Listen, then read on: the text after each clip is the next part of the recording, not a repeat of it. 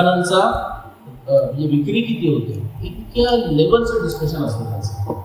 तर त्याच्या म्हणजे अशा प्रकारचं तुम्हाला डॉक्युमेंटेशन समजायचं असेल त्याच्याकडनं समजून घ्या. तर इतिहास म्हणजे ते कसं डॉक्युमेंट करतात, सॉरी हिस्ट्री म्हणजे कसं डॉक्युमेंट करतात. इतिहासाचा आपला अर्थ वेगळा आहे, आपला त्याचा उद्देश वेगळा आहे. उद्देश असा आहे की धर्मार्थ काम मोक्षानं उपदेश समन्वितम पूर्ववृत्तम कथायुक्तम इतिहासम प्रत्यक्षित.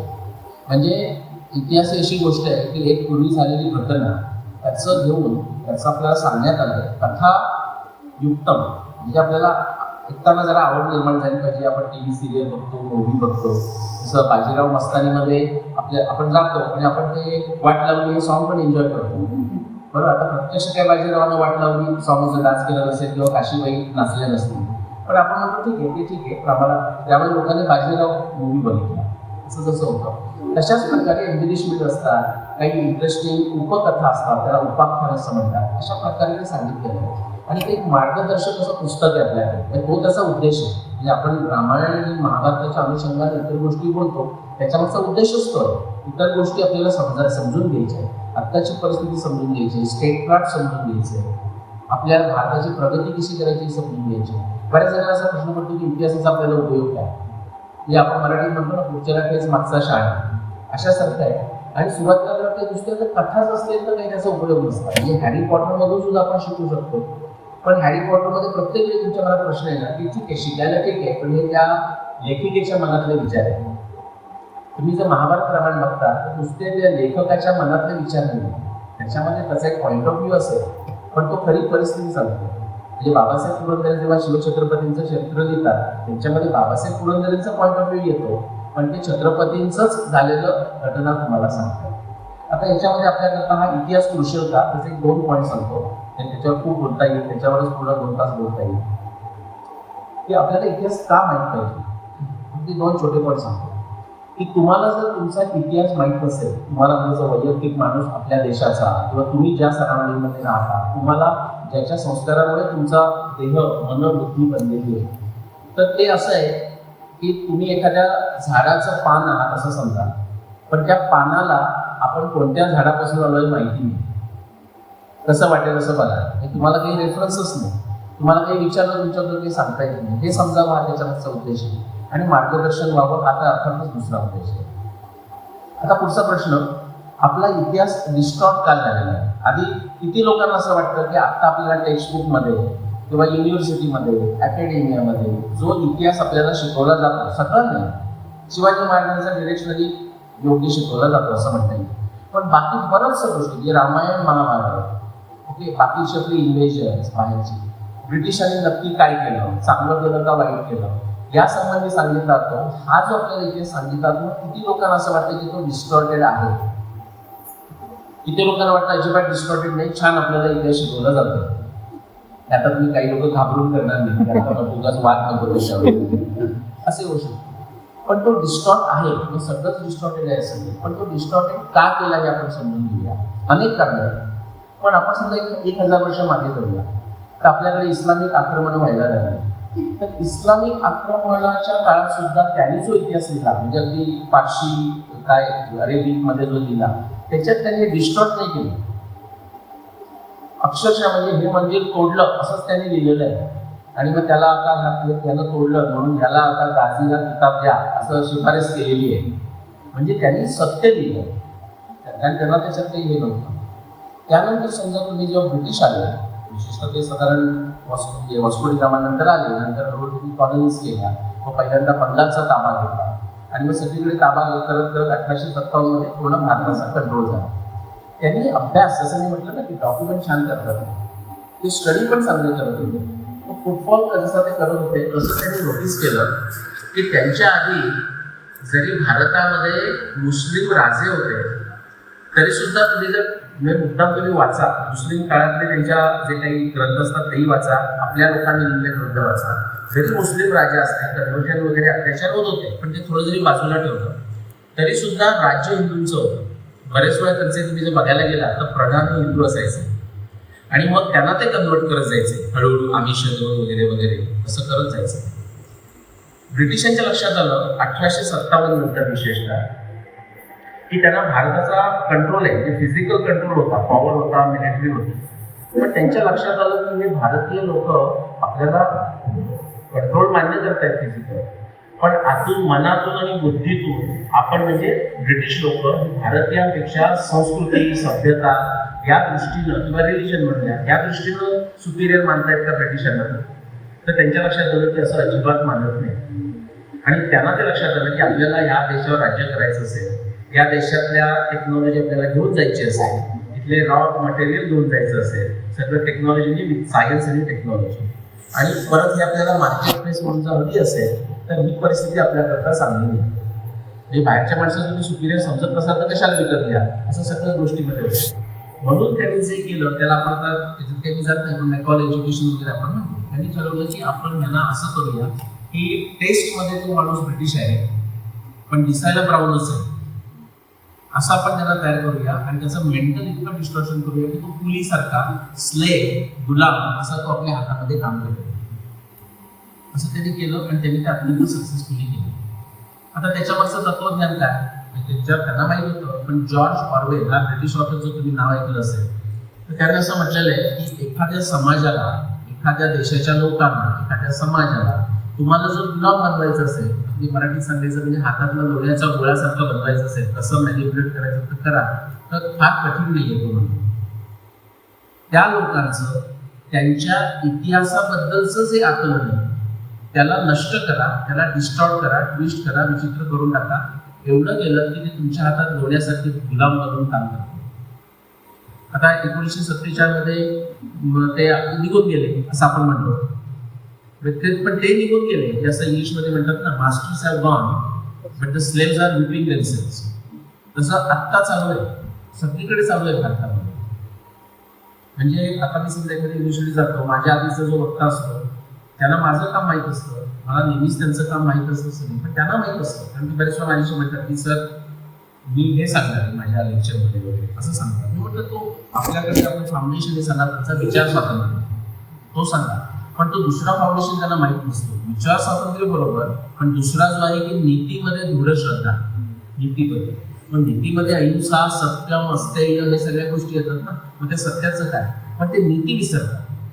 विचार स्वातंत्र्य तुमचं लक्षात ठेवतात. मला जे पाहिजे ते मी बोलू शकतो किंवा बोलू शकते असा एक चुकीचा विश्वास असतो, त्यामुळे ते बोलायचं ते बोलतात. ते काय सांगतात ते मी तुम्हाला सांगतो, मी कन्सिस्टंटली ते वाचतो, त्यांनाच फक्त दोष देत नाही. आत्ता सुद्धा मी तुम्हाला विचारलं तरी तुम्ही सुद्धा उत्तरं द्या, कारण इतकं आपण मॅट्रिक्समध्ये गेलो. म्हणजे आपल्याला सुद्धा कळत नाही की आपण डिस्टॉर्टेड आहे. आपल्याला वाटतं आपण जरा मी भेटून बाहेर पडलो, पण तुम्ही बाहेर, आपण मी सुद्धा बाहेर पडलो असेल, कधी कधी बोलताना असं येऊ शकतो.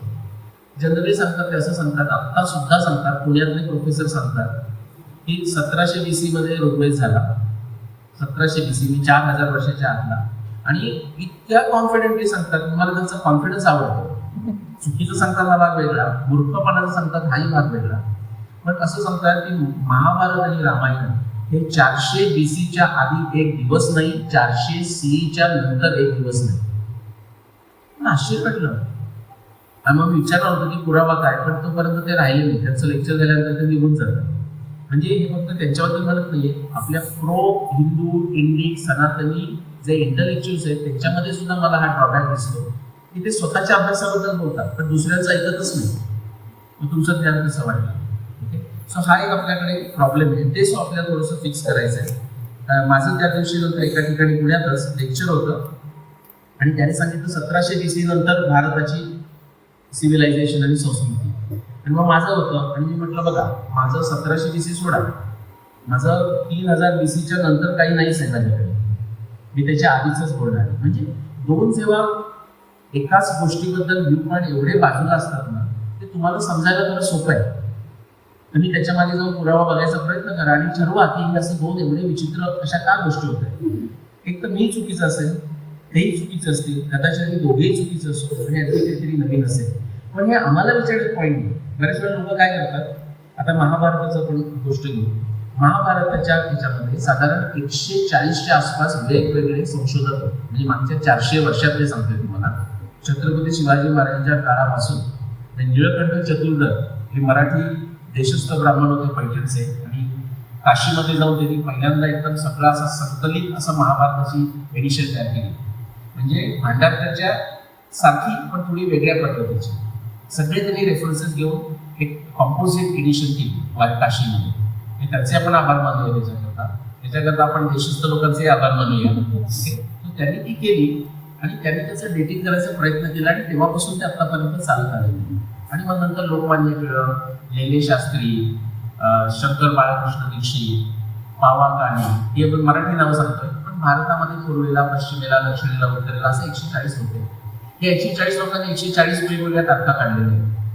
मग सामान्य माणूस हा तो सामान्य नसतो, पण तो स्वतःला सामान्य समजतो आणि याचा फायदा आमच्यासारखी लोक करून घेतात. सामान्य म्हणून की आम्हाला कळत नाही, तुम्ही एकच महाभारत झाले ना, 140 तारखा का काढल्या? मग त्यांची एक सामान्य असतो, पण तो सामान्य नसतो माझ्या मते, पण तो नाही असतो. त्यांना असं वाटतं की मग मला असं सगळे म्हणतात, पण निलेश तुमच्या वेळेला वेगळे येतात ना, तुम्ही 10-12 लोक एकत्र येतात, तुम्हाला खोलीमध्ये मी कोणतो, जोपर्यंत तुम्ही एक उत्तर येत नाही तोपर्यंत दरवाजा उघडणार नाही, असं काहीतरी करा. त्याच्यामध्ये खूप नाईव्हिटी, त्याच्यामध्ये लोकांना काय वाटतं की सगळे लोक तेवढेच सज्जन, हे सगळे लोक तेवढेच सत्तेच्या मागे. तर तसं नाहीये आणि ते आम्ही एकत्र येऊन ते होणार नाही. विज्ञानामध्ये सुद्धा तसं होत नाही. मायकल क्राइकचं सगळ्यांनी नाव ऐकलं असेल, त्याचे नॉवेल असतील, त्याचं सुंदर कोट आहे, if something is scientific it does not need a consensus. If something is consensus decided by consensus it is not scientific. तेव्हा आपण सामान्य माणसं म्हणतो की तुम्हाला खोलीमध्ये कोणतोडी सगळ्यांनी कन्सेन्सस घ्या, तसे बाहेर येईल ते सायंटिफिक नसेल. मी शेवटी काय मारामारी करून जो स्ट्रॉंगर, जो बळी तो कानपिळी असं काहीतरी होईल, तसं करायची गरज नाही. तुम्हाला फार कधी लोकांना वाटतं ॲस्ट्रॉनॉमी कळली पाहिजे, अशी गरज नसते. फक्त आपण ज्याला कॉमन सेन्स म्हणतो ना, तर त्याच्या लोक मला सांगतात तोही कॉमन नसतो वगैरे असं सांगतात, ते ठीक आहे, तो क्लिशे, पण कॉमन सेन्स वापरला तरी सुद्धा कळू शकतो. तुम्ही जर थोडासा त्याच्यात गेलात ना, तर तुम्ही तुमच्या लक्षात येईल की तुम्ही पण एक्सपर्ट्स आहात. किंवा जे एक्सपर्ट्स म्हणून जे मिरवतात त्यांना फार काही येतं असं नाही. उलट बऱ्याच वेळा फार त्यांची विचार करायची पद्धती, तर्काची पद्धती, विज्ञानाची पद्धती फार विचित्र असते. एक उदाहरण म्हणून तुम्हाला सांगतो. जैन युनिव्हर्सिटी, तुम्ही नाव ऐकले माहिती नाही, बेंगलोरला जैन युनिव्हर्सिटी म्हणून, त्यांची जी सायन्स फॅकल्टी त्यांनी मला बोलावलं. फॅकल्टीला मग ते विद्यार्थ्यांकडे मी एक वेगळं लेक्चर केलं, त्यांना हवं होतं, पण फॅकल्टीमध्ये 250 सगळे PhDs होते सायन्सचे, म्हणजे वेगळ्या विषयांचे. आणि मी त्यांना ते ट्रेनर सारखं इंडियन नॉलेज सिस्टीममध्ये बोलावलं. तर मी सांगताना सांगितलं की माझा जो अप्रोच हा सायंटिफिक आणि लॉजिकल अशा अर्थाने मी ते करतो, पुराव्याशिवाय मी ते बोलत नाही. ना मूल्य लिखिते किंचित असं तुम्ही वाक्य असलं असेल की जर पुरावा नसेल तर बोलायचं नाही, किंवा बोलू शकता पण सांगायचं की ही माझं स्पेक्युलेशन आहे. आता त्याच्यापुढे अभ्यास व्हायला पाहिजे. मी त्यांना म्हटलं की आपल्याकडे म्हणजे भारतात नाही, फक्त भारतात नाही, जगामध्ये जे सायन्सचे ग्रॅज्युएट्स आहेत, म्हणजे आपण स्टेम म्हणूया, सायन्स, टेक्नॉलॉजी, मॅथ वगैरे वगैरे, मेडिसिन, त्यातले बॅचलर्स, मास्टर्स, PhD काही असतील. मी फार महत्त्वाचं विधान करतोय, म्हणजे ते बोल्ड विधान वाटतं बऱ्याचजणांना. मी म्हटलं त्यातल्या 90% लोकांना खरोखर विज्ञान कसं करतात हे कळत नाही. बरेच वेळा आपण आपला प्रोफेसर सांगतो म्हणून करतो, कंपनीमध्ये काम केल्यानंतर आपण ते इंटिग्रेशन विसरूनच जातो वगैरे असं होतं. तर मला सांगायला आनंद वाटतो, त्या 250 लोकांनी माना हलवले, म्हणजे अग्रीमेंटमध्ये. म्हणून म्हटलं आता तुम्हाला बोनस, तुम्ही सगळ्यांनी माझ्याशी अग्रीमेंट केली म्हणून उरलेले 10% मध्ये तुम्ही सगळे. तर अशी खरोखर परिस्थिती आहे. तर तुम्ही असं अजून करू नका की जस्ट बिकॉज कोणतरी एक एक्सपर्ट म्हणून तुम्हाला सांगतो म्हणजे लगेच विश्वास ठेवायला पाहिजे. परत साधं लॉजिक आहे की 140 जे वेगवेगळे व्ह्यूज असतील, तर एकतर आम्ही सगळे 140 चुकीचे असू ही एक शक्यता आहे, किंवा जर बरोबर असेल तर एकच बरोबर असेल जर 140 असतील तर. त्यामुळे एवढे सहज ठरवणं काही कठीण नाही. आता विज्ञानाची मेथड काय? बरं असं होतं, आता मी खजुरावला कॉन्फरन्सला होतो. प्रत्येक जण जेव्हा आपला पेपर प्रेझेंट करायचा तो सांगायचा माझी मेथडॉलॉजी. आता रिसर्च पेपर लिहिण्याला माहीत असेल तुम्हाला मेथडॉलॉजीमध्ये बऱ्याच गोष्टी सांगाव्या लागतात की आम्ही कशा पद्धतीने केलं, कोणतं मशीन वापरलं, इक्विपमेंट, ते बरोबर. पण ॲज अ फंडामेंटल विज्ञानाची मेथडॉलॉजी ही कधीही बदलत नाही. कधी म्हणजे कधीही बदलत नाही. त्याचा एकच फॉर्म्युला आहे. पाश्चिमात्य मॉडर्न विज्ञानातून आलेला फॉर्म्युला तोच आपल्या भारतीय ऋषींनी हजारो वर्षापूर्वी देऊन ठेवलेला आहे. त्याच्यात एकही बदल होत नाही. तो फॉर्म्युला म्हणजे असा. आता मी तुम्हाला वर्तकांबद्दल सांगितलं, तसंच मी तुम्हाला माझे जोसेफ कॅम्पबेलबद्दल म्हटलं, तसं माझे तिसरे गुरु सर कार्ल पॉपर, किती जणांनी नाव ऐकलंय? म्हणजे बेस्ट फिलॉसॉफर ऑफ सायन्स. मी पूर्वी जेव्हा लोक विचारायचे की निलेशजी तुमच्यासारखं संशोधन करायचं कुठे सुरू करू, तर मी सांगायचो कार्ल पॉपर्सची लॉजिक ऑफ सायंटिफिक डिस्कवरी आणि कंजंक्शन्स अँड रेफ्युटेशन्स वाचा. त्यानंतर तो माणूस मला परत कधीच भेटायला यायचा नाही. मग मी ते थांबवून दिलं, म्हटलं हे लोक सांगूया आपण. पण सर कार्ल पॉपर जर मी विचारलं सायंटिफिक मेथड म्हणजे काय, तर ते म्हणतात की it's a triangulation of explanation, prediction, testing in the context of theory, in the context of background knowledge. एखादा प्रॉब्लेम सॉल्व्ह करायला तुम्ही एक हायपोथेसिस मांडता. हायपोथेसिस मांडलं की तुम्हाला कोणता पुरावा गोळा करायचा समजतं, त्याचा आपण ज्याला इंद्रिय प्रामाण्यानं त्याचा आपण व्हॅलिडेशन करायचा प्रयत्न करतो आणि मग त्याच्यावर आपण एक निष्कर्ष काढतो. हे काढताना आपण बऱ्याच गोष्टी गृहीत धरतो आणि त्या कोणत्याही सुद्धा आपल्याला सांगता आलं पाहिजे, कोणती गोष्टी गृहीत धरतो. आणि ह्याच्यातली कोणत्याही 5 गोष्टींना आपल्याला क्रिटिसाइज करता येईल, पण ते कोणती मी क्रिटिसाइज करतो हे सांगायचं आणि एका वेळी 2 गोष्टींना क्रिटिसाइज नाही करायचं. हा आपल्या कीर्तनामध्ये जसा पूर्वानंद असतो ना फिलॉसॉफी, तसा प्रकार आहे. बोर झाला तर आपण चांगल्या गोष्टी करूया त्याच्यात. मी लहानपणी मला पूर्वरंग म्हणजे बोर व्हायचं, स्टोरी केव्हा सुरू होणार असं व्हायचं. नंतर उलट होतं, आपल्याला वाटतं की स्टोरी नको, पूर्वरंग आपल्याकडे कीर्तनकार आहेत ते आलेल्या. तर बरोबर ना, असं होऊ शकतं ना. तुमचाही चॅलेंज होत असेल की पूर्वरंगामध्ये सगळे लोक बोर फेस करून बघतायत, काय करायचं असं होऊ शकतं. ही जी 5 मेथड सांगितली ना, हेच आपले गौतम ऋषी सांगतात पंच अवयव. असे 5 अवयव आहेत, 5 एलिमेंट्स आहेत. त्याच्या मी संस्कृतमध्ये जात नाही, एक्झॅक्टली हीच नाव आहे. प्रतिज्ञा, हेतू, उदाहरण वगैरे एक्झॅक्टली ह्या 5 गोष्टी आहेत. ती मेथड बदलत नाही. तुमचं इन्स्ट्रुमेंट बदलतं, तुम्ही कशा प्रकारे डेटा केलाय बदलू शकतो. आता ज्यांनी काहीच पाहिलं नाही त्यांच्याकरता महाभारताचं आपण थोडक्यात डेटिंग बघू, रामायणाचं बघू आणि आपण तिच्या कथा भागामध्ये थोडंसं जाणार आहोत की ते कथा सुद्धा कसं सायंटिफिक पद्धतीने आपल्याला अनालाइज करता येतं. अगदी शॉर्टमध्ये सांगणार, महाभारत या ग्रंथामध्ये अनेक अशी वर्णनं आहेत की त्या वर्णनावरून ते वर्णन केव्हा शक्य होतं असं आपल्याला काढता येतं. अगदी ॲक्युरेट जर तारीख काढायची असेल तर तुम्हाला खगोलशास्त्राचेच पुरावे बघावे लागतात, कारण खगोलशास्त्र तुम्हाला जास्तीत जास्त ॲक्युरेट घेऊन जाऊ शकतं. त्याच्याकरता ही गरज आहे की ते पुरावे असले पाहिजे, कुणीतरी लिहून ठेवलेले असले पाहिजे. आपल्या भाग्यानं महाभारतामध्ये व्यासानी आणि वाल्मिकी रामायणामध्ये वाल्मिकीनी असे पुरावे लिहून ठेवलेले आहेत. महाभारतामध्ये 300च्या आसपास पुरावे, महाभारतामध्ये 600च्या आसपास पुरावे. सॉरी, उलट सांगितलं, महाभारतामध्ये 300 आणि रामायणामध्ये 600च्या आसपास. आता किती लोकांनी जिग्सॉ पझल सॉल्व्ह केलेले आहे किंवा क्रॉसवर्ड पझल, शब्दकोड, त्यांनाही समजायला अगदी सोपं आहे की आपण शब्दकोड सोडवताना आपल्याला माहिती असतं की ह्याचं एकच उत्तर आहे, म्हणजे सगळ्यांची म्हणून उत्तर एकच आहे. आणि ते आपण कसं करतो, आपल्याला क्लूज असतात, उभे आणि आडवे क्लूज असतात आणि त्याचा आपण अर्थ लावायचा प्रयत्न करतो. पेन्सिलनं आपण सोडवतो, बरोबर, कारण ते आता तसं वाटतंय पण बघूया जमतं की नाही. असंच हे सोडवलेलं आहे. मी साधारण 1994 मध्ये सुरू केलं. त्यातला एक क्लू, 300 क्लू मधल्या एक क्लू सोडवायला मला 15 वर्ष लागली. पेन्सिल घेऊन कुठे काही लिहायला मिळतंय का बघत होतो. 15 वर्ष लागली त्याचा अर्थ लावायला.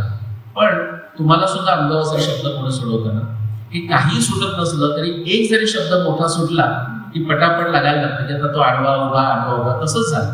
म्हणजे 1994 ते 2009 त्याच्यामध्ये मी फक्त एक क्लू सोडत होतो. ज्याने ऐकले नाही त्यांच्याकरता तो तुम्ही व्हिडिओ बघा, म्हणजे कोणता क्लू वगैरे कळेल. अरुंधती वसिष्ठ असं आपण त्याला म्हणतो. जे 50% बघितले त्यांना बोर होऊ नये म्हणून मी रिपीट करत नाही. तो सोडवल्यानंतर पुढच्या 6 महिन्यामध्ये 300 क्लू जसे पटापट येऊन जिग्सॉ पझल सुटलं तसे सुटले. त्याच्यानंतर मी पुढच्या 1.5 वर्षामध्ये माझं पुस्तक लिहिलं. पहिलं पुस्तक लिहिलं वेंडी टू महाभारतवर ह्यावर. पण त्या पॅरलमध्ये रामायणाचं माझं काम चालू होतं. पण हे पुस्तक बाहेर आल्यावर तुम्हाला ऐकलं असेल ना, नो गुड वर्क गोज अनपनिश्ड. ते आल्यानंतर सगळे लोक आले तर रामायणच पण करा. पण मी करतच होतो आणि ते रामायण सुद्धा अगदी पुढच्या 8 महिन्यामध्ये झालं ते. आणि मग मला ते लिहिता येत नव्हतं. तर रामायणाचे 600 पुरावे हे सुद्धा असं एकत्र येतात आणि त्याचे उत्तर येतं. ते उत्तर असं महाभारत युद्धाचं जे वर्ष आहे ते येतं 5561 BCE, 5561 BCE. हे किती वर्षापूर्वी तर आता त्याच्यात 2025 तुम्ही ऍड केले तर 7586 असं उत्तर येईल.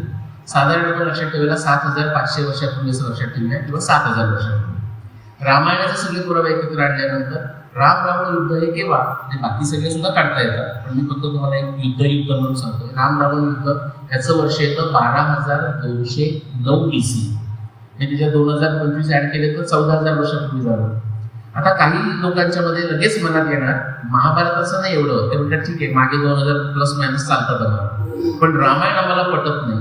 कारण पटत नाही म्हणजे रामायण त्रेतायुगामध्ये झालं आणि त्रेतायुग म्हणजे मध्ये द्वापाराचीच 8,64,000 वर्ष आणि म्हणजे कमीत कमी 10 लाख वर्ष ते मागे जायला पाहिजे. किती जणांच्या मनात असा विचार आला?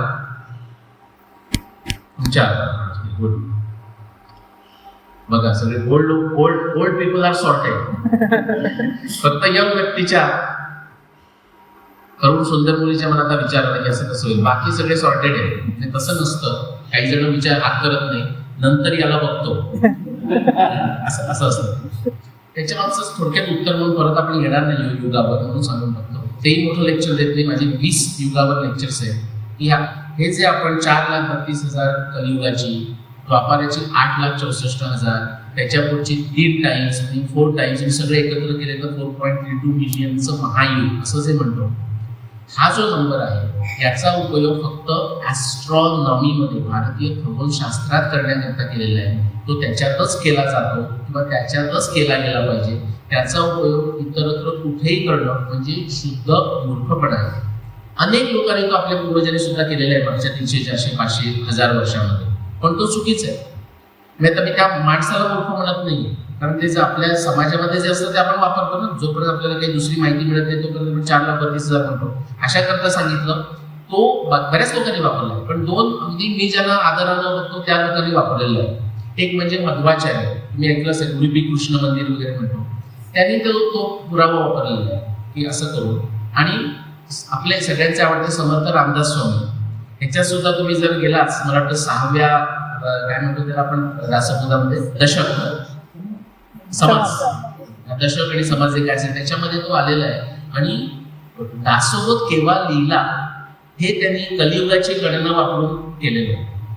आता हे रामदास स्वामींनी का वापरलं किंवा मध्वाचार्यांनी का वापरलं याच्या मागचं कोण माणूस जबाबदार आहे त्याचं फक्त नाव सांगतो, परंतु आजचा विषय नाही.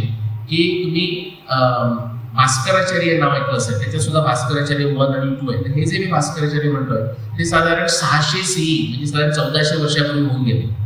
त्यांनी एका श्लोकामध्ये म्हणताना असं म्हटलेलं आहे की आपल्या पंचांगातलं जे पंचांगाचा जो फाउंडेशन आहे म्हणजे जो सुरुवात आहे आपल्या पंचांगाची, आपण आता सुद्धा ते वापरतो, तेव्हा सुद्धा ते त्यांनी वापरत होते. त्या पंचांगाची जी सुरुवात आहे तो जो काळ आहे तोच कलियुग असावा का, तोच कलियुगाची सुरुवात असावी का, असं त्यांचं वाक्य आहे भास्कराचार्य बनवले. मग ते आपण नंतर काय म्हणतो, हे भास्कराचार्य म्हटले म्हणजे असंच असणार. असं अकॅडमीमध्ये होतं.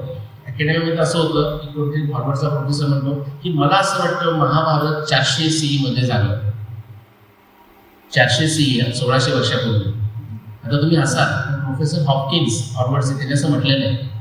आता त्याच्याकडे स्कॉच पीक होते का रेड वाईन पीक होते मला माहिती नाही, पण त्याच्या पुढे दुसरा माणूस जेव्हा लिहितो प्रोफेसर हॉपकिन्स म्हणतात असं म्हणजे असणारच. असं जसं सुरू होतं असं आपल्याकडे झालंय. भास्कराचार्यांचं ते वाक्य पुढे लोकांनी घेतलं आणि ते पुढे चालू राहिलं. त्याला पुरावे आपल्याकडे सगळीकडे आहे. अशा करता तुम्हाला एवढा मी मुद्दाम वेळ घेतला, कारण तुम्ही जर त्या द्वापार आणि त्रेतायुगामध्ये अडकून पडलात तर पुढे मी काय सांगतोय पुढे ती लोक तरी लक्ष देणार नाही. पुढचं आपण हा काळ काढला. या दोन्ही ग्रंथामध्ये रामायण आणि महाभारत याच्यामध्ये वेदांचा उल्लेख येतो, म्हणजे वेद आधी असणे.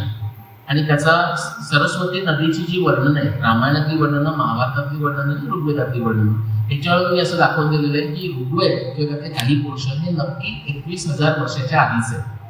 परंतु पाडा म्हणून मी मुद्दाम घेतलंय, लक्षात ठेवायला सोपं. महाभारत 7,000 वर्षापूर्वी, रामायण 14,000 वर्षापूर्वी आणि ऋग्वेद 21,000 वर्षापूर्वी. ओके, आपलं मुख्य गोष्ट आपण तिथे संपलं. आता आपण कशामध्ये येऊया की काही मी केस स्टडीज घेणार आहे महाभारत आणि रामायणातले. आता मी तुम्हाला विचारेन की ह्याच्यावर आपण बोलूया का, अशा अर्थानं सुद्धा मी बोलेन तुम्हाला की साधा विषय की भगवान राम आणि सीता यांचा जेव्हा विवाह झाला तेव्हा त्यांचं वय काय होतं. आता कोण म्हणजे काय करायचंय आपल्याला, आणि तेही बरोबर आहे, तसं काही नाही. पण त्याचा तुम्ही जर सायकॉलॉजी वगैरे मेडिसिनवाले लोक किंवा आता विवाह संस्था ह्याच्यात विचार करणारे लोक जे करत असतील अभ्यास, त्याच्याकरता फार महत्वाचं आहे. म्हणजे मी सुद्धा हसलो असतो, म्हणजे बालविवाहासारखंच वाटलं असतं त्यांचा जेव्हा विवाह झाला ना, राम आणि सीता, ते दोघेही साधारण 16 वर्षाचे होते, दोघेही. आता तुम्ही आणखी पण काहीतरी वेगळं ऐकलेलं असणार हे मला माहिती. म्हणजे सीता 6 वर्षाची ऐकलंय आणि राम 13 वर्षाचा. नाही ऐकलंय? नाही ऐकलं म्हणजे मी वाल्मिकी रामायण वाचत नाही. वाल्मिकी रामायणात दोन्ही पुरावे येतात. आता मी मुद्दाम अशा करता केस स्टडी घेतोय की त्याच्यातून आपल्याला काही काढता येतं का. जसे 2 महाभारताचे रिसर्चर्सनी 2 तारखा काढल्या असतील तर त्यातून असं बाजूला करून कुणाची जास्त बरोबर वाटते, की जरी पूर्ण बरोबर नसली म्हणजे तुम्हाला माहिती नाही, पण जास्त दोनातलं नक्की हा चुकीचा आहे आणि हा बरोबर वाटतोय एवढं तर आपल्याला करता आलं पाहिजे. म्हणून आता ते ॲस्ट्रॉनॉमी कठीण होईल म्हणून मुद्दाम राम आणि सीता यांचं वय असा फक्त विषय घेतो. आता याचं काय महत्व आहे सांगतो तुम्हाला. मला म्हणजे मी जेव्हा लहान होतो तेव्हा मी म्हटलं असतं हा बालविवाह आहे आणि हे बालविवाह वगैरे नको असं आपल्या डोक्यात भरलेलं असतं. आता मी 50च्या वर गेल्यानंतर असं माझ्या लक्षात येतं आणि मी काउन्सिलिंग करतो. म्हणजे माझ्याकडे काही काउन्सिलिंगची डिग्री नाही, पण अमेरिकेत सुद्धा बाहेरच्या कपल्सना सुद्धा, म्हणजे नॉन इंडियन कपल्सना पण इंडियन कपल्सना, म्हणजे मी काय माझा धंदा नाही, मी चार्ज तर करतच नाही, पण पेरेंट्स येतात की तुम्ही आमच्या यांच्याशी बोलाल का, असं होतं. आणि तेव्हा जेव्हा मी बोलतो किंवा मला जे दिसतं युनिव्हर्सिटीमध्ये दिसतं, जनरल नवीन कपल्समध्ये दिसतं, त्याच्यामध्ये माझं आता समजूत व्हायला लागलं. म्हणजे आपण आपले विचार बदलतो की 16, 18, 20 हे खरं. आता तुम्ही हसाल त्याच्यावर माझ्याकरता, ते ठीक आहे. 16, 18, 20 हे फार लग्नाकरता चांगलं वर्ष आहे, ह्याच्यात तर माझी समजूत झालेली. आता तो काही मला कॉन्ट्रोवर्शियल विषय करायचा नाही, पण म्हणून आपल्याला आश्चर्य वाटू नये म्हणून सांगतो. ती तिकडे खुश झाली बघा. मुद्दा मला मजा करतोय त्याची. ओके, आता बघ तू एक का करता हात वर केलास ना, असं माझी स्टाईल आहे. तू माझे व्हिडिओ बघ, कॉर्पोरेट ट्रेनिंग मधले व्हिडिओ बघ. एकदा एक माणूस मिळाला की मी त्यालाच पकडतो, मी तो मनावर घेऊ नकोस. तर आता असे 2 आपल्याकडे महाभारतामध्ये पुरावे मिळतात. एक पुरावा असा मिळतो की ते 16 वर्षाचे होते, दोन्ही 16 होते असं. आणि दुसरा असा मिळतो की राम 13 वर्षाचा होता आणि सीता 6 वर्षाची होती. तुम्ही कॉन्ट्रोवर्शियल कदाचित ऐकलं असेल किंवा म्हणजे धर्मामधलं काही इस्लाम वगैरे काहीतरी मोहम्मदने काय केलं असं करताना सीता पण 6 वर्षाची होती वगैरे असं तुम्ही ऐकलं असेल तर ते. आता तसं वर्णन आहे का रामायणामध्ये, तर आलेलं आहे. आता ह्याच्यावर मी मुद्दा मुद्दा सांगतो की आपल्या ग्रंथामध्ये सुद्धा पाठभेद होतात. ओके, कधी कधी काय होतं, जे आपले जे आपण काय म्हणतो त्याला भूजपत्र वगैरे पूर्वी करायचे, त्यांचं आयुष्य साधारण जास्ती असतं 500 वर्ष असायचं. आणि ते म्हणजे जास्तीत जास्त जसं 300-400 वर्ष झाली की परत ते लिहून काढून ते ग्रंथ निर्माण केले जायचे. म्हणूनच त्याचा उत्साह व्हावा म्हणून आपल्याला ते मनाचं बोट लावलेलं असतं ना, अष्टव्य ब्राह्मणा यस्य लिखित्वाय समर्पये तस्य विद्या वगैरे सर्व, असं जे केलेलं असतं की 8 कॉपीज करून बटवून द्या किंवा असं द्या, असं जे केलेलं आहे ते कॉपी व्हाव्या, ते ज्ञान व्हावं म्हणून ते केलं. अशामध्ये काही भेद होत जातात. तुम्हाला एक उदाहरण म्हणून सांगतो.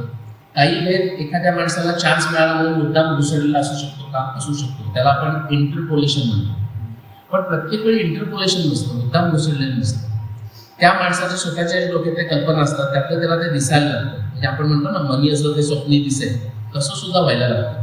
काही वेळा काय असतं, ती जी शाही असायची ती शाही उडणं हा प्रकार माहिती आहे ना, तर तो गेलेला असतो. एक तुम्हाला उदाहरण सांगतो. महाभारतामध्ये असा एक श्लोक आहे की सोमस्य पुत्र, खगोलशास्त्राचे पुरावे कसे असतात त्याचं एक उदाहरण सांगून जाईल. सोमस्य पुत्र अभ्युदय तेर्य. सोमस्य पुत्र म्हणजे किती लोकांना माहिती आहे? आता बघा, महाभारत वाचायला हे सुद्धा माहित पाहिजे. नाही तर आपण सोमस्य पुत्र अभ्युदय तेर्य चला काही माहिती नाही पुढे जाऊ असंच करू आपण. पण खगोलशास्त्राचा अभ्यास करत असाल तर सोमस्य पुत्र, सोमपुत्र म्हणजे बुध, अभ्युदय तेर्य असा तो कृपा होऊन वर आला असं त्याचं वर्णन आहे. आता काही ग्रंथ म्हणजे मॅन्युस्क्रिप्टमध्ये तुम्ही वाचायला गेला तर तुम्हाला असं दिसेल सोमस्य पुत्र अभ्युदय तेर्य. याच्या विचार तुम्ही विचार करू शकता की असं का झालं असेल. मी तुम्हाला आधी उत्तर सांगतो, मग तुम्ही सांगा सोमस्य पुत्र डोळ्यासमोर इमॅजिन करा आपलं नागरी स्क्रिप्टमधलं. त्याचं झालेलं आहे काही ग्रंथामध्ये यमस्य पुत्र अभ्युदय तेर्य. आता तुम्ही सहज इमॅजिन करू शकता की वरचा काना मात्रा वेलांटी उडाली आणि तो योग असं समजत नाहीये, तर तुम्ही ते सहज होऊ शकतो. मग तो माणूस लिहिणारा काय करतो, काही दिसत नाहीये पण मला यम माहिती आहे, लिहून टाकतो आपण यमस्य पुत्र अभ्युदय तेर्य. आम्हाला आमचे थिसिस लिहिताना किंवा ते प्रोजेक्ट करताना लक्षात यायचं, ते केरळाईट टायपिस्ट यायचे वेस्टी वगैरे घालून, तर थर्मोडायनॅमिक शब्द सांगताना त्यांना स्पेलिंग सांगावं लागायचं, राईट. कारण त्यांना काही तसं होणार नाही. तसं होऊ शकतं लिखित माणसाचं, तसं होऊ शकतं. अशामध्ये काही बदल झालेले असतात. त्यामुळे दोन्ही पुरावे तुम्हाला मिळतात. पण एक पुरावा असा आहे की दोघे 16 वर्षाची होती आणि दुसरं एक 13 आणि एक 6. आता ह्याच्यातून आपल्याला शोधून काढायचं आहे की ह्यातलं नक्की बरोबर कोणतं, कारण एकच रामाची आपण कथा ऐकतोय की. मग त्याच्यात तुम्ही जर आणखी पुरावे वाचत बघायला गेला तर एक वर्णन येतं की जेव्हा विश्वामित्र दशरथाला भेटायला येत आहे तेव्हा दशरथ असं म्हणतोय की कुण 16 वर्ष, माझा राम आता म्हणजे 16 पण झाला नाहीये, जेमतेम 16 झालाय, असा वर्षाचा झालाय. तेव्हा विश्वामित्र त्याला बोलवायला येत आहे आणि मग ते घेऊन जातात. आणि मग ते सिद्धाश्रमाचा तो यज्ञ पार पडल्यानंतर ते विश्वामित्र बरोबर घेऊन जातात. मध्ये अहल्येची स्टोरी येते, मग मिथिलेला जातात, तिथे तो धनुष्य उचलतो, त्यानंतर त्याचा विवाह ठरतो, हे सगळ्यांना माहिती. म्हणजे तो जेव्हा निघाला तेव्हा सुद्धा तो जवळपास 16 वर्षाचा होता. म्हणजे हा एक पुरावा झाला की तो 13 वर्षाचा नव्हता, या बाजूला तो पुरावा झाला. त्यानंतर काय होतं, तुम्हाला जेव्हा तो नंतर एक दुसरा मोठा प्रश्न की विवाह झाल्यानंतर ते परत आले. आता 6 वर्ष ते 13 वर्ष पूर्वी आपल्याकडे बालविवाह व्हायचे फार जुनं, पण ते बालविवाह झाले तरी ते नवरा बायको सगळे एकत्र राहत नव्हते, ते आपल्या घरीच राहायचे. आणि मग ते मेन्स्ट्रुएशन वगैरे सुरू झालं की मग ते काहीतरी त्यांचं ठरलेला एक सेरेमनी असायचं आणि मग ते एकत्र यायचे. तिथे वर्णन असं आहे की त्यांचा विवाह झाल्यानंतर ते लगेच अयोध्येला परत आले.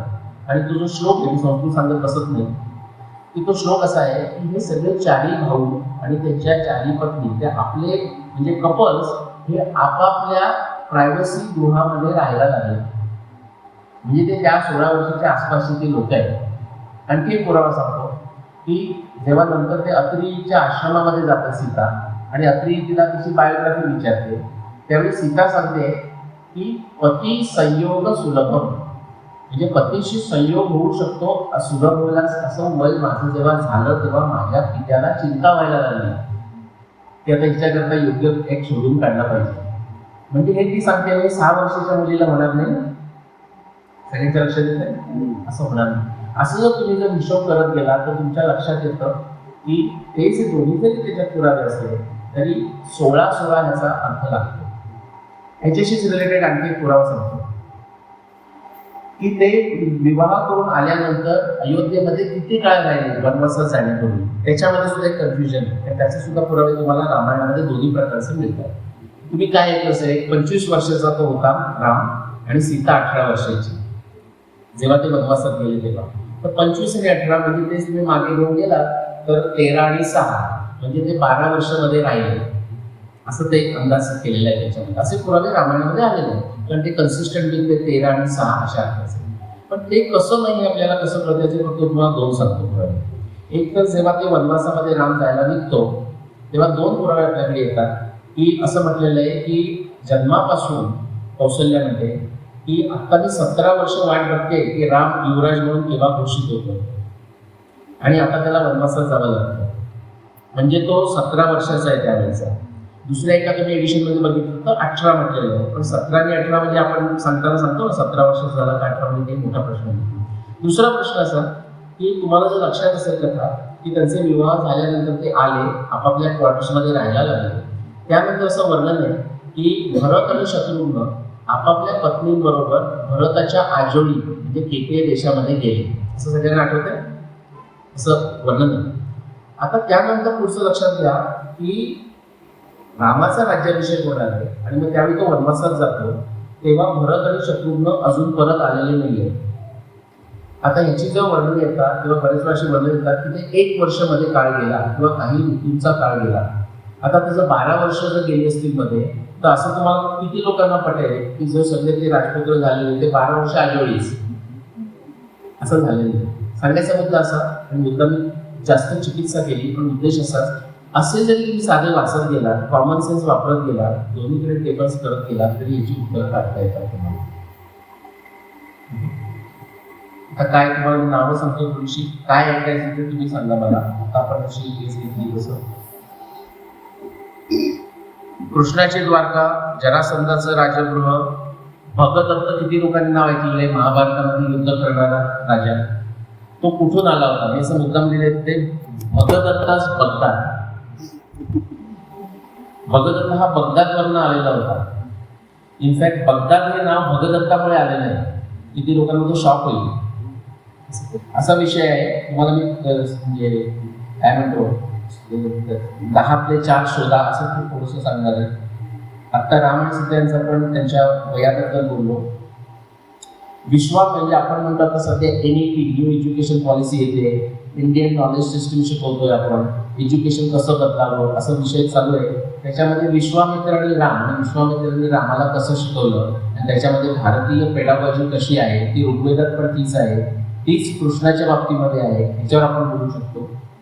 सगळेच विषय बोल झाले तर टाळ्या वाजवा. सुग्रीवाज ॲटलास म्हणजे सुग्रीवाला पूर्ण जगाची माहिती होती. पूर्ण जगाची म्हणजे किती? रामायणाचं रामायण झालं ते आत्ताचा आपला भारत आहे त्याच्यातच झालेलं आहे, फक्त जर रावणाची नौका सोडली तर. पण सुग्रीवाला अक्षरशः दक्षिण अमेरिकेतल्या अँडीज पर्वतापासून ते स्वित्झर्लंडमधल्या आल्प्स पर्वतापर्यंत आणि आर्टिक समुद्र म्हणजे त्याला तो सुग्रीव म्हणतो उत्तर पैसा निधी इथपासून ते दक्षिणेतल्या अंटार्क्टिकापर्यंत माहिती होतं. आणि त्याचे ते मॅप्स, सुग्रीवाचे मॅप्स हे नंतर हिंद मॅप्स म्हणून वापरले गेलेले, असा एक विषय आहे. कुंभकर्ण, किती ते कुंभकर्ण आहे? तुम्ही नाही, कारण तुम्ही आलाच नसता रविवारच्या सकाळच्या लेक्चरला. पण कुंभकर्णाचं जे वर्णन आहे हे सुद्धा आपल्याला अतिशयोक्ती वाटते. पण मी तो 2008 मध्ये असं एक कर्मधर्म संयोजनाचा माझा अभ्यास झाला, तोपर्यंत डेटिंगही केलेलं नव्हतं महाभारत रामायणाचं. पण त्याच्यावर मी आता अगदी मनपूर्वक खात्रीनं सांगू शकतो. डॉक्टर्स किती आहेत, मेडिकल डॉक्टर्स किती आहेत आपल्या ऑडियन्समध्ये? एक दोन. कुंभकर्ण हा सुद्धा आता आयडेंटिफाय केलेला एक मेडिकल कंडिशन आहे, त्याला नाव माहीत असेल क्लाइंट लेविन सिंड्रोम किंवा KLS. आणि याच्यावर आपण एक म्हणजे समजा जर केस स्टडी म्हणून घ्यायचं असं घेऊ शकतो. भीष्म निर्वाणावर बोलू शकतो, गीता आणि अनुगीतावर बोलू शकतो, गांडी व धनुष्य आणि ते अर्जुनाकडे 65 वर्ष कसं होतं याचं आपण बोलू शकतो. सीतेला तर ते फार छोटं आहे.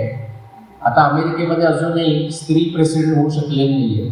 आपल्या भाग्यानं आपल्याकडे स्त्री प्रेसिडेंटही झालेले आहेत, पंतप्रधानही झालेले आहेत, सगळीकडे मुख्यमंत्री वगैरे सगळे आपल्याला दिसतात. आता ते अमेरिकेत स्त्री प्रेसिडेंट झाली नाही याच्यामध्ये माझाही वाटा आहे, मी मान्य करतो, मी डिस्क्लोजर म्हणून. कारण म्हणजे स्त्री होऊ नये असा काही उद्देश नव्हता माझा, पण 2 वाईट लोकांमधला त्यातले त्यात कमी वाईट माणूस शोधायचा हा प्रयत्न होता. तर मी ट्रम्पला 3दा वोटिंग केलेलं आहे. आता तुम्ही मला ब्लेम करू शकता सध्या जो काय करतोय त्याच्यावर, पण त्यावेळी ट्रम्प वर्सेस बायडन किंवा ट्रम्प वर्सेस हिलरी असे चॉईस होते. तुम्ही काय करणार ना, म्हणजे नन ऑफ द अबव हे खरं त्याचं उत्तर आहे, त्याच्यामध्ये द्यावं लागतं.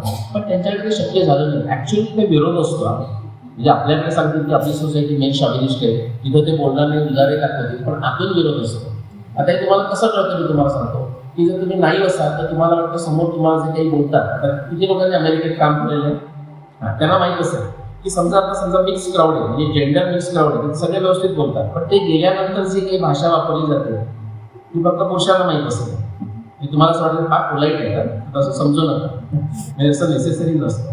त्या मानानं उलट थोडंसं इथं होतं. कधी कधी तुमच्या चेहऱ्यावर बोललं जातं, म्हणजे थोडंसं काय बस स्टॉपवर जरा छेड काढल्यासारखं होतं, पण प्रत्यक्षात आपण प्रत्येक एवढा विचार करतो किंवा असं बोलतो किंवा असं मानतो असं नसतं.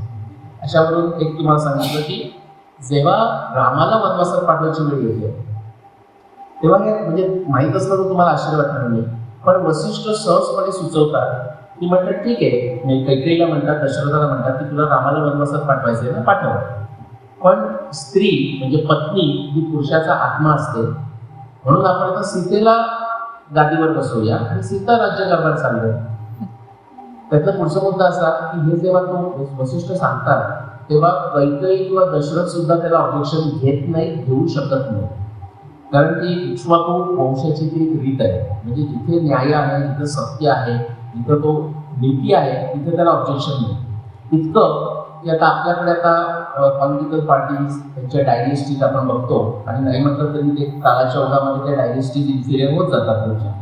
असंच रामायणामध्ये झालेलं आहे, रामायणाच्या आधी झालेलं आहे इक्ष्वाकू वंशामध्ये. सागर सगळं तुम्ही नाव ऐकलं असेल, सागर नावाचा जो माणूस होता त्याला एक पुत्र होतं, त्याचं नाव खरं वेगळं होतं, पण तो विचित्र वागत असे. विचित्र म्हणजे कसा वागत असे काही सांगायची गरज नाही, आता सुद्धा तुम्हाला उदाहरणं मिळतील बाहेर डायनेस्टीमध्ये. तर त्याचं नाव ठेवलं होतं लोकांनी असमंज, म्हणजे असं करतो म्हणून त्याचं नाव असमंज ठेवलं होतं. आणि तो तिथल्या अयोध्येतल्या मुलांना शरीर नदीमध्ये टाकत असे असं वर्णन येतं. फेकत असे, कारण पॉवरफुल आहे. मग सगळी प्रजा कंटाळून ती त्या सगळं राजाकडे गेली. आणि बघा प्रजेची हिंमत होती, ती राजाकडे गेली आणि म्हणाली आम्ही तुम्हाला देतो, एकतर तो राहील किंवा आम्ही राहू, हे आम्हाला ते सहमत नाही.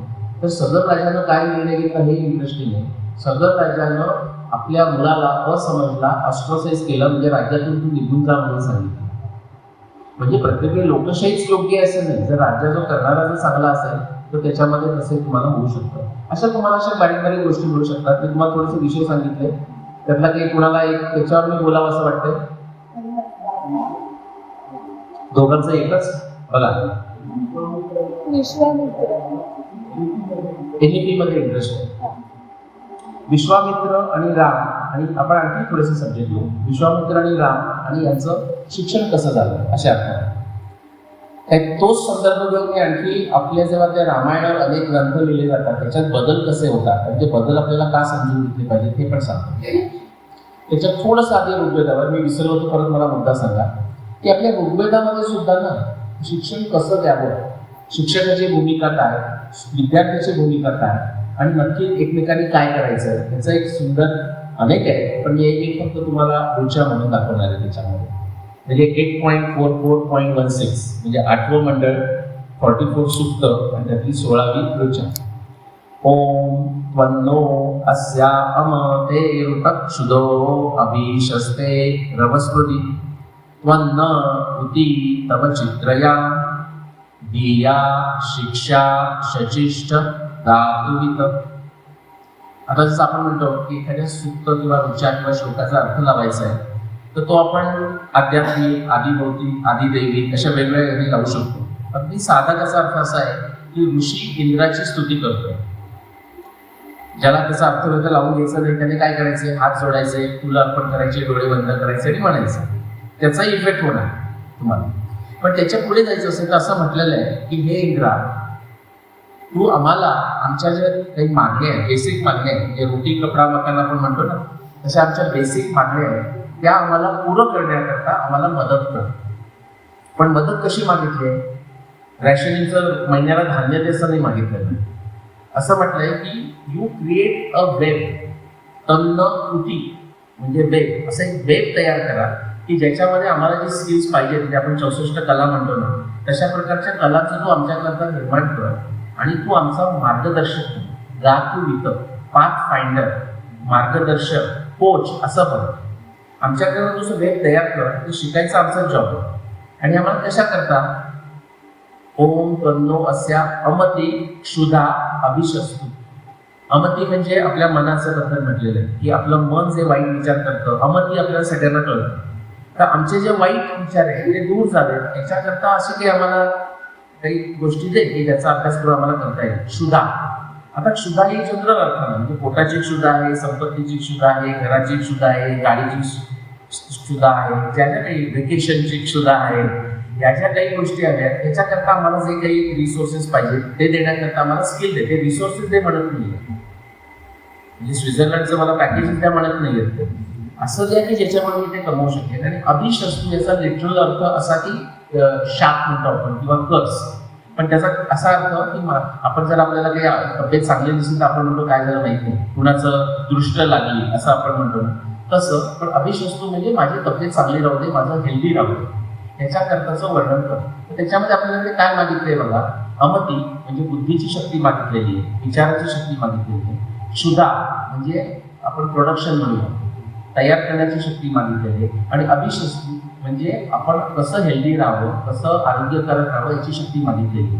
त्याच्याकडे फक्त ते मागितलेलं आहे, त्याला मार्गदर्शक म्हणून त्याचं तत्व म्हटलेलं आहे. आणि हा म्हणतो की ते मला दे आणि proof is in the pudding. आपल्याला स्वित्झर्लंडला जाता आलं तर ते दिलेलं आहे असं म्हणता येईल, म्हणजे असं आपल्याला काही करायचं असेल तर. आणि त्याच्यामध्ये कुठच्याही कुणावर बोजा नाही, त्याच्याकडनं डिमांड केलेली नाही. आता आपले विद्यार्थी म्हणतात की माझी मुलगी स्वयं सांगते की हे शिकल्या विषयाचे शिक्षक चांगले नाही आहे, हे बरेच वेळा तू तिला कठीण जात असतो किंवा असं काही असेल. मी म्हटलं तो शिक्षक कसाही असेल ना का, तू अभ्यास कर ना, म्हणजे ती जबाबदारी शेवटी तुमचीच येते. त्याच्याकरता तुम्हाला काही ब्लेम करू शकत नाही. शिक्षक तर चांगले वाईट येतच असतात आणि ते तुमच्या आवडीवर निवडीवरच असतात. आता फास्ट फॉरवर्ड आपण रामायणामध्ये येऊ तर विश्वामित्र येतात दशरथाकडे. आता त्याच्यात बदल कसे होतात हे सांगतो. मूळ वाल्मिकी रामायणाची कथा अशी आहे की ते विश्वामित्र आले आणि ते म्हणाले की मी माझा सिद्धाश्रमामध्ये यज्ञ सुरू आहे, त्यातले 6 दिवस, इतकं प्रिसाईज आहे, त्यातले 6 दिवसांचं यज्ञाचं काम राहिलेलं आहे. आता आपल्याकडे यज्ञ म्हणजे आपण काय समजतो, आता स्टँडर्ड असं करायचं आणि स्वाहा स्वाहा काष्ट टाकायची, तूप टाकायचं, ते तर आहेच, पण ते सिम्बॉलिक आहे. ते म्हणजे आपण 26 जानेवारीला जाऊन झेंडा वंदन करायचं आणि ते म्हणायचं असं आहे. पण त्याच्यामागचा उद्देश असा असतो, आपण म्हणतो ना 2047 करता आपण काय करतो, हे दीज आर इन्फ्रास्ट्रक्चर प्रोजेक्ट. यज्ञ हे इन्फ्रास्ट्रक्चर प्रोजेक्ट होते. तुम्ही मुद्दाम रामायणात आणि महाभारतातली वर्णनं वाचा. आता अश्वमेध एक वर्ष चालायचं, ते जेव्हा तो अश्वमेध इकडे फिरतोय तेव्हा प्रत्यक्ष शरयूचं जे वर्णन आहे दशरथाचा, तर त्या शरयूच्या काठी मोठे मंडप घातलेलं आहे. तिथे अनेक विषयाचे तज्ज्ञ येऊन कॉन्फरन्सेस होत आहेत, वेगवेगळ्या विषयावर वादविवाद चालतात. ज्या लोकांची परिस्थिती कमी आहे त्यांना दानं देण्यात येत आहे, त्यांच्याकरता करण्यात येतात. म्हणजे शंकराचार्यांच्या भाषामध्ये यथाशक्ती संविभाग किती दानं, यथाशक्ती तुम्हाला इक्विटेबल परिस्थिती निर्माण करायची, असे सगळे प्रयत्न चालू आहेत. इन्फ्रास्ट्रक्चर प्रोजेक्ट आहे. या गावामध्ये रोड नेतो, रोड बनवून टाकूया, अशा प्रकारचे प्रोजेक्ट आहे. आणि जे सांगता म्हणून आपण सेलिब्रेट करून सगळी लावून एक बोर्ड वगैरे करतो, तसा म्हणजे तो एक शेवटची यज्ञाची सांगता असे आपण समजून घेतो. तर त्यात 6 दिवस राहिलेले असं विश्वामित्र सांगतात. दशरथाला ते म्हणतात की त्याच्यामध्ये राक्षस व्यत्यय आणताय, मरीची आणि कोण सुबाहू वगैरे करताय, तर तू मला रामाला दे आणि लक्ष्मी असेल तर येऊ दे. हे झाल्यानंतर तुम्हाला माहिती आहे का, की दशरथ अगदी घाबरतो, तो म्हणतो बाकी काही मागा पण मला रामाकडे मागू नका. दशरथ बेशुद्ध पडतो. बेशुद्ध पडल्यानंतर मग तो जेव्हा परत येतो, मग त्याला विश्वामित्र रागावतात. वसिष्ठ त्याला समजावतो की अरे विश्वामित्र साधा माणूस नाहीये, रामाचं आणि लक्ष्मणाचं कल्याणच होईल त्याच्यामध्ये. म्हणून मग ते शेवटी ते घेऊन जातात आणि मग ते पुढचं सगळं शिकतात. तुम्हाला माहिती आहे, त्याच्यावर आपण थोडंसं बोलू मध्ये.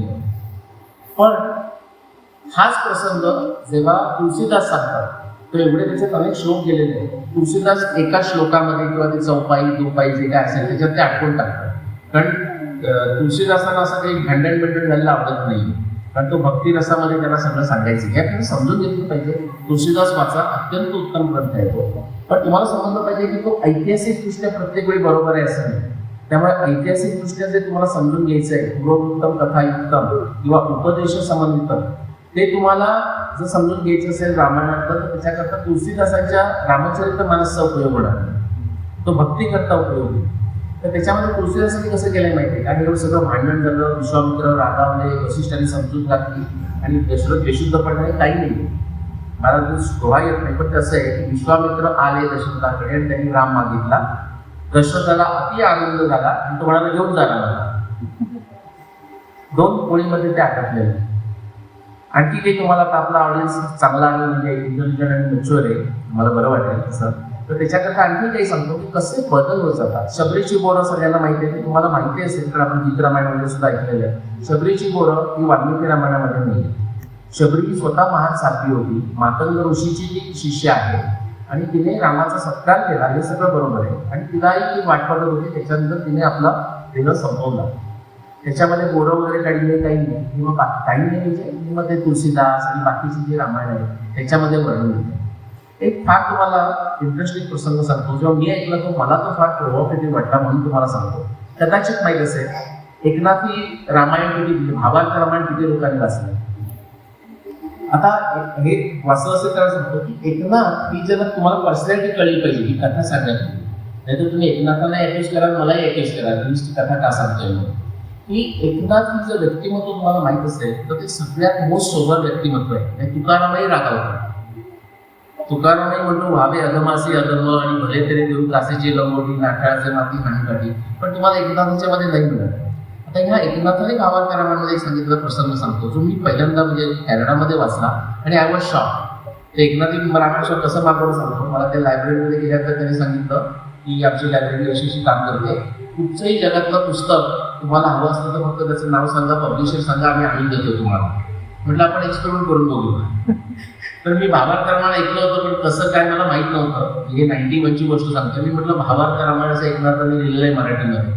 त्यांनी मला 3 आठवड्यामध्ये आणून दिलं युनिव्हर्सिटी ऑफ शिकागोमध्ये, म्हणून ते मी ते वाचलं असं सांगतो. तर त्याच्यामध्ये एक असा प्रसंग आहे की जेव्हा चित्रकूटावर राहत होते ते सगळे, तर त्या पर्णकुटीमध्ये सीता आज झोपलेली आहे आणि लक्ष्मण डोरवर संरक्षण करतो, म्हणजे प्रोटेक्ट करून बसलेला आहे. राम कुठेतरी मनात शिकार करायला किंवा असं काहीतरी गेलेलं आहे. आणि मग तो राम जेव्हा आत येतो म्हणजे पर्णकुटीमध्ये येतो तर तो आत जातो आणि तो आत काय बघतो की ते सीता झोपलेली आहे आणि वाऱ्यामुळे तिच्या अंगावरचं वस्त्र अस्तव्यस्त झालेलं आहे. ओके, आणि हर इंटिमेट पार्ट्स आर विजिबल. हे एकनाथाने मी तुम्हाला सांगतोय, संस्कृत श्लोक सुद्धा तो कोट करतात. मग तो राम बाहेर येतो आणि लक्ष्मणावर तो ॲक्युज करतो, लक्ष्मणावर तो ॲक्युज करतो आणि मग तो असं म्हणतो की म्हणजे राम म्हणतो की असा कोणताही पुरुष नाही की जो स्त्रीचे इंटिमेट पार्ट बघेल आणि त्याचं मन चलबिचल होणार नाही. आपल्याला सिरियस लोक झाली पण तसंच असं त्याचं वर्णन तुम्ही काय सांगताय तुम्हाला हे एकनाथाने इन्क्लूड करावं असं वाटलं त्याला भावार्थ रामायणामध्ये. मलाही ते आशीर्वाद होतो आणि मग ते असं म्हणतात की असं होऊ शकत नाही. मग त्याच्यावर लक्ष्मण म्हणतो की तू म्हणतोस ते बरोबर आहे. परत ते इक्ष्वाकू वंशाचं महत्व सांगितलेलं की आपली जी ट्रेडिशन ही 60,000 वर्षाची आणि दशरथाचं वर्णन सुद्धा 60,000 वर्ष तो ओल्ड होता असं आहे वाल्मिकी रामायणामध्ये. तो दशरथ 60,000 वर्ष ओल्ड नव्हता. इक्ष्वाकू वंशाची जी ट्रेडिशन आहे, दशरथाची जी जागा आहे ही 60,000 वर्ष जुनी आहे असं त्याचा अर्थ आहे. इनफॅक्ट जो रामाचा पिता दशरथ याचं एक वेगळं नाव आहे माहिती आहे तुम्हाला, नेमी असं नाव आहे. की दशरथ ही गादी आपण म्हणतो ना पंतप्रधान कालच आले होते आणि 40 वर्षापूर्वी सुद्धा आपण म्हटलं पंतप्रधान पुण्यात येऊन गेले, अशी ती वेगळी जागा आहे. बॅक टू दिस, तर लक्ष्मण म्हणतो की हे तू जनरल म्हणतोस ते जनरल अर्थानं खरं आहे, पण इक्ष्वाकू वंशामध्ये असलेल्या माणसाला आणि जो पूर्ण नीतीनं आपलं आयुष्य जगतोय त्याला ती शक्य आहे की त्याच्यावर ओव्हर पडतो. तो नंतर मग तुम्ही काही बघितलंच नाही. त्याच्या पुढचं फार सुंदर आहे की तोपर्यंत सीता उठते, ती थोडी लाजेनं लज्जित होते, बाहेर येते, पण हे सगळं त्यांचं भाषण ऐकते आणि त्यानंतर तुम्ही मुद्दाम जाऊन वाचा, राम आणि सीता हे लक्ष्मणाला वंदन करतात आणि त्याची माफी मागतात. आता ह्याच्यात काय भावार्थ असेल तो तुम्ही घ्या त्याच्यामध्ये की आता जसं खजुरावमध्ये मी जाऊन आलो, आता खजुराव म्हटल्यावर डोळ्यासमोर तुमच्या काय येतं सांगा, किती एरोटिक शिल्प असंच येतं की नाही, किती लोक खजुरावला गेलेली आहेत. ती लोकांकडे हात त्याचे बघून ठेवा, त्यांना नंतर विचारा. एरोटिक शिल्प शोधावं लागतं, म्हणजे नाही असं म्हणत नाहीये, पण आता मी आपलं दिसतच नाही हे मजेनं सांगतोय. आम्ही तिथे गेलो, शोधावं लागतं. नंतर मला आम्हाला कॉन्फरन्समध्ये कळलं की असं खजुरावणी अशी एक जागा नाही आहे, अशी आपल्याकडे डझन्स किंवा डबल डझन्समध्ये मंदिर आहेत की कॉमन आहे. की आपल्या आयुष्यातले सगळे प्रसंग, आपली सोसायटी व्हिक्टोरियन फूड सोसायटी नव्हती, आपल्या आयुष्यात सकाळी उठून टूथब्रश करण्यापासून जसं आपलं सुरू होतं असे सगळे जे आयुष्यातले प्रसंग आहेत ते सगळे चित्रित केलेले होते. हे तुमचं बाह्य जग आणि त्यात आपल्याला सोडायचं आहे आणि आपल्याला आंतर जगात जायचं आहे आणि मंदिराचं दर्शन कसं घ्यावं हा त्याच्यामागचा उद्देश आहे. बरं, त्याचे जे एरोटिक शिल्प आहे की तंत्र आपण ज्याला म्हणतो त्याचा ते भाग आहे. जे तंत्रामध्ये जे वाम मार्ग आणि ते दोन आपण मार्ग म्हणतो असा तो भाग. पण हे असं तुम्हाला सांगितलं अशा करता की हे मला शॉकिंग होतं. तुम्हाला शॉकिंग आता ऐकताना वाटतं की माहिती नाही. तुम्ही 91 मध्ये आमच्या तिथे मुर्डेश्वर म्हणून प्रोफेसर होते, मी त्यांना विचारलं की काका हे खरं का, म्हणजे एकनाथाने लिहिलं. मग त्याच्यावरची खूप चर्चा झाली की एकनाथ असं उगाचच काहीतरी लिहिणार नाही. मग प्रश्न असा पडतो की ते कुठच्या एखाद्या इतिहासामध्ये होतं का. परत बॅक टू विश्वामित्र, तुम्हाला इतकं डायग्रेस झालं. बॅक टू विश्वामित्र ते विश्वामित्र घेऊन जातात आणि ते पुढचे जे 10 दिवस आहेत म्हणजे ते 4 दिवस प्रवास असेल आणि 6 दिवस हा त्यांचा यज्ञ. आता 4 दिवस प्रवासामध्ये काय करतात विश्वामित्र, राम आणि लक्ष्मण यांना अनेक विद्या शिकवतात. बला अतिबला, तुम्ही उत्तम जाऊन वाचा. म्हणजे खूप कष्ट प्रसंगामध्ये सुद्धा भूक न लागता कसं राहावं अशा प्रकारचं ते अनेक शस्त्र अस्त्र शिकवतात त्याला. ओके, आणि मग त्या काळामध्ये एक पुण्याचा प्रसंग येतो तुम्हाला, म्हणजे एक त्राटिकीचा प्रसंग येतो. त्याच्यासोबत म्हणजे 2 स्त्रियांच्या कथा आहेत, म्हणजे मिथिला पोसेपर्यंत 2 स्त्रियांच्या कथा आहेत. एक कथामध्ये कसं आहे की ती स्त्री असून रामाला शिकवलेलं आहे तोपर्यंत ती स्त्री ही अवध्य आहे. पण ते विश्वामित्र सांगतात की तिचं दुष्ट असेल तर तिचाही नाशच करायचा. ते म्हणजे त्राटिकाची कथा आहे. त्यानंतर 6 दिवसामध्ये ते विश्वामित्र कोणताही शब्द बोलणार नाही, ते मौन करणार आहे त्याच्यामध्ये. म्हणजे त्याला ते 4 दिवसात शिकवलंय आणि 6 दिवसामध्ये त्यांची परीक्षा होते. Now you are on your own, you are empowered, तुम्ही सगळं बघा असं ते केलेलं आहे. आणि त्याच्यानंतर परत जेव्हा ते मिथिलेला घेऊन जात आहे तेव्हा अवलेच्या आश्रमामध्ये जातात. सगळ्यांना अवलेची खरी कथा माहिती आहे, कुणाला खरी कथा माहिती आहे हातवर केलं काही पण म्हणतात की त्याला माहिती. म्हणजे तुम्हाला पण माहिती आहे की नाही माहिती, तुम्ही म्हणता कुठची खरी कथा ते तुम्ही सांगा, आम्हाला ती बरोबर आहे की नाही सांगू आम्ही. पण जनरल आपल्याला म्हणजे लहानपणी ऐकलेली अशी असते. मला तसा खूप प्रश्न पडायचा की गौतम आणि अहल्या हे पती पत्नी. गौतम बाहेर गेलेला असतो त्यावेळेला मी एक लहानपणची सांगतोय आधी, तुम्ही त्यात बदल सांगा. इंद्र गौतमाचा रूप घेऊन येतो असंच ऐकलेलं बऱ्याच लोकांनी. आणि मग ते अहिलेला कळत नाही, मग त्यांचा संग होतो. आणि मग ज्यावेळी गौतम ऋषी येतो त्याला राग येतो, दोघांचा बघतो, तो दोघांना शाप देतो. मला लहानपणी हे कळत नसेल की जर अहल्येला तो गौतम ऋषी नाही हे जर कळलं नसेल तर अहल्येला गौतम ऋषीने शाप देण्याचं प्रयोजन काय. पण तुम्ही जर वाल्मिकी रामायण वाचलं तर आपल्याला ते कळायला लागतं की इंद्र म्हणजे एक राजा किंवा इंद्र काही कोणी म्हणा, तो आलेला असतो तिथे, तो वेश घेऊन आलेला असतो तोही ठीक आहे, पण तरी सुद्धा अहल्येला कळतं की तो मूळ आपला गौतम नाहीये, तो इंद्र म्हणजे राजेच आहे. त्याचं वर्णन असं आहे, देव राज कुतूहला, की तिला कळतं तरी सुद्धा क्युरिओसिटी अबाउट द इंद्र, म्हणून ती पुढे जाते. आता मग आपल्याला कळतं की गौतमाने शाप दिला आपण समजू शकतो, पण त्याच्या थोडंसं फास्ट फॉरवर्ड करतो. आणि तुम्हाला शिला वगैरे ऐकलं असेल तुम्ही, तर ती शिला काही झालेली नाहीये ती वाल्मिकी रामायणामध्ये. तिला गौतम ऋषी सांगतात की आता हा आश्रम मी सोडून जातोय, पण तू इथे स्वतःला राहून तू तपश्चर्या करून स्वतःला पवित्र बनव. आणि तिथं ती फार कमी लोक जास्त नसताना तिथे ती राहते. दुसरं आपल्याला असं सांगता येतं, सांगितलं जातं की जेव्हा राम आणि लक्ष्मण आणि विश्वामित्र येतात ते म्हणतात हा आकाश असा आश्रम कुणाचा, असं आपल्याला कथेत सांगता येतं. तसं नाहीये. अत्यंत सुंदर, शांत, पवित्र किंवा अत्यंत तपस्वी कुणाचा तिथे संबंध असावा, राहत असावे, अशा प्रकारचा जो सुंदर आश्रम आहे हा कुणाचा, असं राम विचारतात. मग त्याला विश्वामित्र आपल्याला माहित असलेली कथा सांगतात. त्याच्यानंतर पुढे आपल्याला सांगता येतं जी जनरल स्टोरी आहे, तिथे जाऊन एका दगडाला पाय लावतो राम आणि तिथून ती अहल्या बाहेर येते आणि ती रामाला नमस्कार करते. असं काही नाही वाल्मिकी रामायणामध्ये. उलट तिथे ती तपश्चर्येनं अत्यंत पवित्र अशी झालेली आहे. तिचं वर्णन करताना सुद्धा वाल्मिकी इतके ऑब्जेक्टिव्ह शब्द वापरतात, संयम, दुष्टचारिणी देवरूपिणी. ती कथा सांगताना ते म्हणतात की जिच्याकडून चुकीचं वर्तन झालं पण ती स्वतःच्या क्वालिफिकेशनमुळे, तपश्चर्येमुळे आत्मेडीनंतरही ती देवरूपिणी, अशी अहल्येची कथा सांगतात. राम लक्ष्मण आज जातात, तिथे तिला अत्यंत तेजस्वी अशी अहल्या बसलेली दिसते आणि हे दोघेही राम लक्ष्मण विश्वामित्रांना न सांगता तिच्या पायावर डोकं ठेवतात, अशी तुम्हाला वर्णन दिसते. म्हणजे त्याचं उलटच नाही. अर्थात त्याच्यानंतर ती त्यांचा आदर सत्कार वगैरे करते, असं तुम्हाला मिळतं. तुम्हाला सांगायचा मुद्दा असा की हे करताना विश्वामित्रांनी त्यांना आता चला तुम्हाला शाळेत शिकवतो म्हणून घेऊन गेले नव्हते. राम लक्ष्मण हे आता शाळेत जातं, मला जावंसं वाटत नाहीये, खेळायला मिळणार का, असंही काही नव्हतं. पण तुम्ही प्रत्यक्ष कर्म करताना, म्हणजे पूर्वीच्या काळी आपल्याला कसं होतं, शिक्षण हे जॉब करता नव्हतंच. म्हणजे उदरभरणं किंवा अमती क्षुधा अभिशस्त्र करता शिक्षण नव्हतं. शिक्षण हे लोकहिताकरता होतं. कारण बरेच लोक एकदम ट्रेडिशनल शिकत नसत. आपल्याकडे सुद्धा ड्युअल डिग्री प्रोग्राम होता. म्हणजे भगवान कृष्ण हा ड्युअल डिग्री होल्डर आहे. म्हणजे तो कंसाला मारल्यानंतर वसुदेव बघतोय की हा उन्हाळी करतोय मथुरेमध्ये फिरून, त्याला चिंता होते. तर म्हटलं चला याला पाठवूया. म्हणजे बलराम आणि कृष्ण यांना तो सांदीपनीच्या आश्रमात पाठवतात. कृष्ण फार हुशार आहे.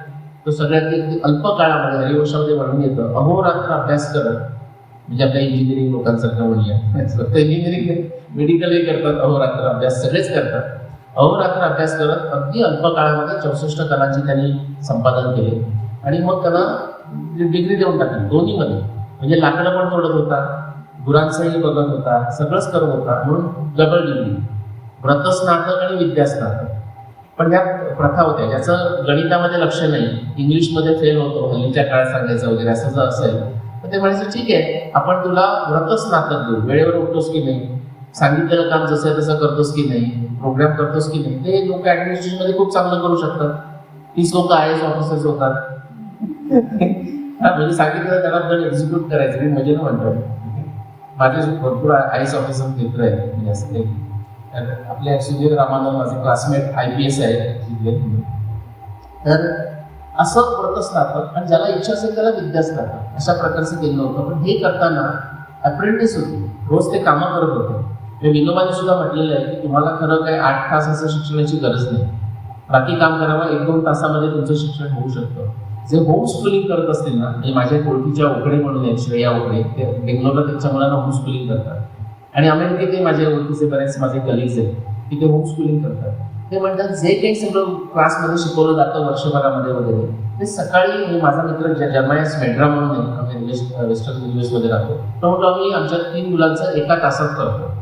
3 वेगवेगळ्या ग्रेडचं सुद्धा एका तासात करू शकतात. आणि मग उरलेल्या काळामध्ये ते गाईकडे बघताय, बोट्सकडे बघताय, शेतीमध्ये कामं करतायत, बाकी सगळं शिकतायत असं होतं.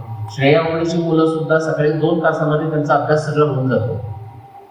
नाहीतर शाळेतच जायला वेळ लागतो. म्हणजे सांगायचा मुद्दा असा की शिक्षण जो त्याच्याकरता घेत होते, मग अप्रेंटिस कसं शिकत होते, म्हणजे उदरनिर्वाहाचा प्रश्न हा पिता जे करतोय ते मुलगा शिकतोय, आई जे करते ते मुलगी शिकते, असंच उदरनिर्वाहाचं असंच होतं. त्यामुळे मुद्दाम असं काही डिग्री करत नव्हते. आपल्याला ते परत आणायची गरज अशा करता आहे की आपण जॉब झाल्यानंतर सगळ्यात किती गेलो, मी माझ्या 34 वर्षामध्ये गेलो अमेरिकेमध्ये, आणि तेवढ्या काळामध्ये एवढ्या युनिव्हर्सिटी झाल्या. जेव्हा कोणी लोक मला सांगतात कोणती डिग्री करतात, मी त्यांना विचारत नाही कोणत्या युनिव्हर्सिटीमधनं किंवा कोणत्या कॉलेजमधनं केलं. ते सिंहगड हे वगैरे म्हणतात, मला काही पत्ताच नाही. सिंहगड म्हणजे मला फक्त गडच माहिती आहे. खूप असं आलेलं आहे. पण लोकांना असं वाटतं की मला तर माझी डिग्री झाली म्हणजे मला जॉब मिळाला पाहिजे, तर तसं काही होणार नाही. म्हणून आपल्याला सुद्धा ते एनईपी मध्ये आणायला पाहिजे की एंटरप्रेन्योरियल, की तुम्ही तुमचंच करून तुमचं कमवायचंय, जॉब करायचं नाही, अशा अर्थानं होऊ शकतो. आणखी काय घ्यायचं? कुंभकर्ण घेऊया. कृष्णासारखं वाटतं ना, नंतर घेऊया कुंभकर्ण. आणि कृष्ण आपण कृष्णाची बायोग्राफी पण बघू, कृष्णाची द्वारकाही करू. कुंभकर्ण तर साधारण 2008 ची गोष्ट आहे. आपल्या पुण्यात सगळ्या लोकांना नक्कीच माहित असेल, मराठी लोकांना माहित असतं, कैलास जीवन हे सगळ्यांना माहिती. मी आणि माझा फ्रेंच बिझनेस पार्टनर एका दुसऱ्या कंपनीत काम करत असेल, पण आम्ही MBA ला एकत्र होतो. तर मला कैलास जीवनचा खूप फायदा होत असतो. मी जगभर ट्रॅव्हल करत होतो, 100% ट्रॅव्हल. तर ते तुम्हाला होतो का सांगा, म्हणजे जेट लॅगला खूप छान फायदा होतो. म्हणजे असं लावा, नाकामध्ये हे करा, इनहेल करा, असं वगैरे पायाला लावा, खूप फायदा होतो. तर असं, आणि तोही ट्रॅव्हल करत असे. आम्ही असं म्हटलं की अरोमा थेरपी, ज्याचं असं म्हटलं जातं की फ्रान्समध्ये त्याचा जन्म झाला आणि आयुर्वेद आपल्याकडे. आम्ही म्हटलं अरोमा थेरपी आणि आयुर्वेदाचं आपण लग्न लावूया. म्हणजे त्याच्यामध्ये असं होतं की कैलास जीवनचा जो स्मेल आहे, कॅम्फर वगैरे, तो अमेरिकेतल्या लोकांना आवडत नव्हता. त्यांना उपाय होत होता. म्हणजे आम्ही लॅब ट्रायलसाठी लोकांना दिलं, 30 लोकांना दिलं, तर त्यांना उपयोग होत होता, पण हा स्मेल आवडत नाही, ऑइली आहे, असं जे होतं. पण ते ऑइलीपणा काढून टाकणं सोपं आहे. मी केमिकल इंजिनियर आहे त्याच्यामध्ये, आणि या तर बायोमधल्या एक्सपर्ट्स आहेत तिथे. आणि तर असं आम्ही करून सॅम्पल करत होतो. ते करताना आमच्या लक्षात आलं की आम्हाला स्लीप बद्दल समजून घ्यायचं गरज आहे. म्हणून माझा अशी सवय, माझा जो बिझनेस पार्टनर मिशेल लाविस, त्याची कशी सवय, आम्ही सगळ्या स्लीपवरच्या एक्सपर्ट, आम्ही स्लीप एक्सपर्ट बनलो एका वर्षाने. सगळं वाचून काढलं, म्हणजे काही राहिलंच नाही. त्याच्यामध्ये असं करता करता मी एक नाव विसरलो होता, इस्रायलच्या एका माणसाचं पुस्तक होतं, ते वाचत होतो रात्री. आणि एका 14 वर्षाच्या मुलाची केस स्टडी होती. 14 वर्षाच्या मुलाची. आणि त्याचं वाचताना असं मला वाटलं होतं की मी कधीतरी वाचलंय किंवा असं काहीतरी मला माहिती आहे, पण ते मला सुरुवातीला क्लिक झालं नाही. नंतर माझ्या लक्षात आलं, विचार केला की कुंभकर्ण. आणि मग मला, आणि तो केलेस होता, तो त्या 14 वर्षाच्या मुलाची केलेस स्टडी होती. पण तेव्हा मी 2008ची गोष्ट आहे, मी महाभारत रामायणाचं डेटिंग तो करून केलं नव्हतं, मी असं लिहून काढलं. हे अशा करताही सांगतोय की रिसर्च, मी एक पॉईंट लिहून काढलाय की रिसर्च कसा करावा. हा सुद्धा फार महत्वाचा प्रॉब्लेम नाही. आपण सगळे गरीब लोक PhD करतो. माझं जो तुम्हाला सांगतो, मी जेव्हा मास्टर्स केलं त्यानंतर मी G मध्ये गेलो, आणि मग G मध्ये 6 सिग्मा शिकवायचो. 6 सिग्मा वगैरे ऐकलंय, 6 सिग्मा डिझायनर म्हणजे लीग वगैरे. मी लीग मध्ये 6 सिग्माचं G मध्ये गुरु होतो 12 वर्ष. तर त्यावेळी मी माझ्या प्रोफेसरला मी भेटायचो, मायकल विलियम्स म्हणून. तर त्यांना मी सांगायचो, सत्य म्हणायचं सध्या काय करतोस. मी त्यांना डिनरला घेऊन जायचो कॅनडात गेलो की तिथे. म्हणजे सध्या काय करतोस, मी म्हटलं 6 सिग्मा नावाचा प्रकार आहे तो करतो. म्हणजे 6 सिग्मा आहे असं. मग म्हणजे काय 6 सिग्मा काय, तो शब्द असतो कॉर्पोरेटला. मी म्हटलं की त्यांना साध्या भाषेत सांगितलं की म्हटलं माझा जो मास्टर्स थिसिस केला, तो जर मला 6 सिग्मामध्ये डिझाईन ऑफ एक्सपेरिमेंट जर माहीत असतील, तर तेवढ्याच प्रयत्नामध्ये मी खूप काही करू शकलो असतो. ते म्हटले अच्छा इंटरेस्टिंग. मी त्यांना डिझाईन ऑफ एक्सपेरिमेंट माहीत नाही असं नाही, पण तो वापरला जात नव्हता. तिथे खूप फ्रीडम देतात की तुम्हाला काय करायचं ते करा, असं मास्टर स्टुडंटना देतात. ते चांगलंच आहे असं नाही, आपल्याकडे ते जरा रेजिमेंटेड करून देतो ते चांगलं. आता काय विषय काय होता?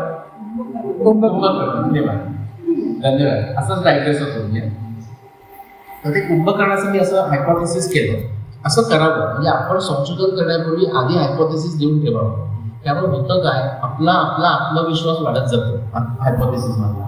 मी म्हटलं की कुंभकर्णाची, मला असं वाटतं की कुंभकर्णाची जी परिस्थिती आहे ही क्लाईन लेविन सिंड्रोम आहे. सगळ्यांच्या लक्षात आलं? थोडंसं बॅकग्राऊंड असं की मागच्या 100 वर्षामध्ये क्लाईन आणि लेनिन म्हणजे first world war, second world war या काळामध्ये युद्धाच्या नंतर लोकांना तो प्रॉब्लेम होतो. परत मी डायग्रेशन म्हणून जात नाही, पण युद्ध करून आलेल्या लोकांना समाजामध्ये डायरेक्ट लगेच घेत नाही. स्पेशली अमेरिकन वॉर्स लांब होतात ना, व्हिएटनाम वगैरे किंवा वर्ल्ड वॉर 2. पण त्यांना कसं असतं, तुम्ही कधी पेंट बॉल खेळलाय का? पेंट बॉल असा गेम असतो, गन्स असतात. तुमच्या लक्षात असेल, म्हणजे आपण मला पूर्वी कळत असेल की फ्रेंडली फायर म्हणतात ना, म्हणजे आपल्याच लोकांना आपण युद्धामध्ये उडवलं. हे कसं काय होतं असं मला वाटायचं.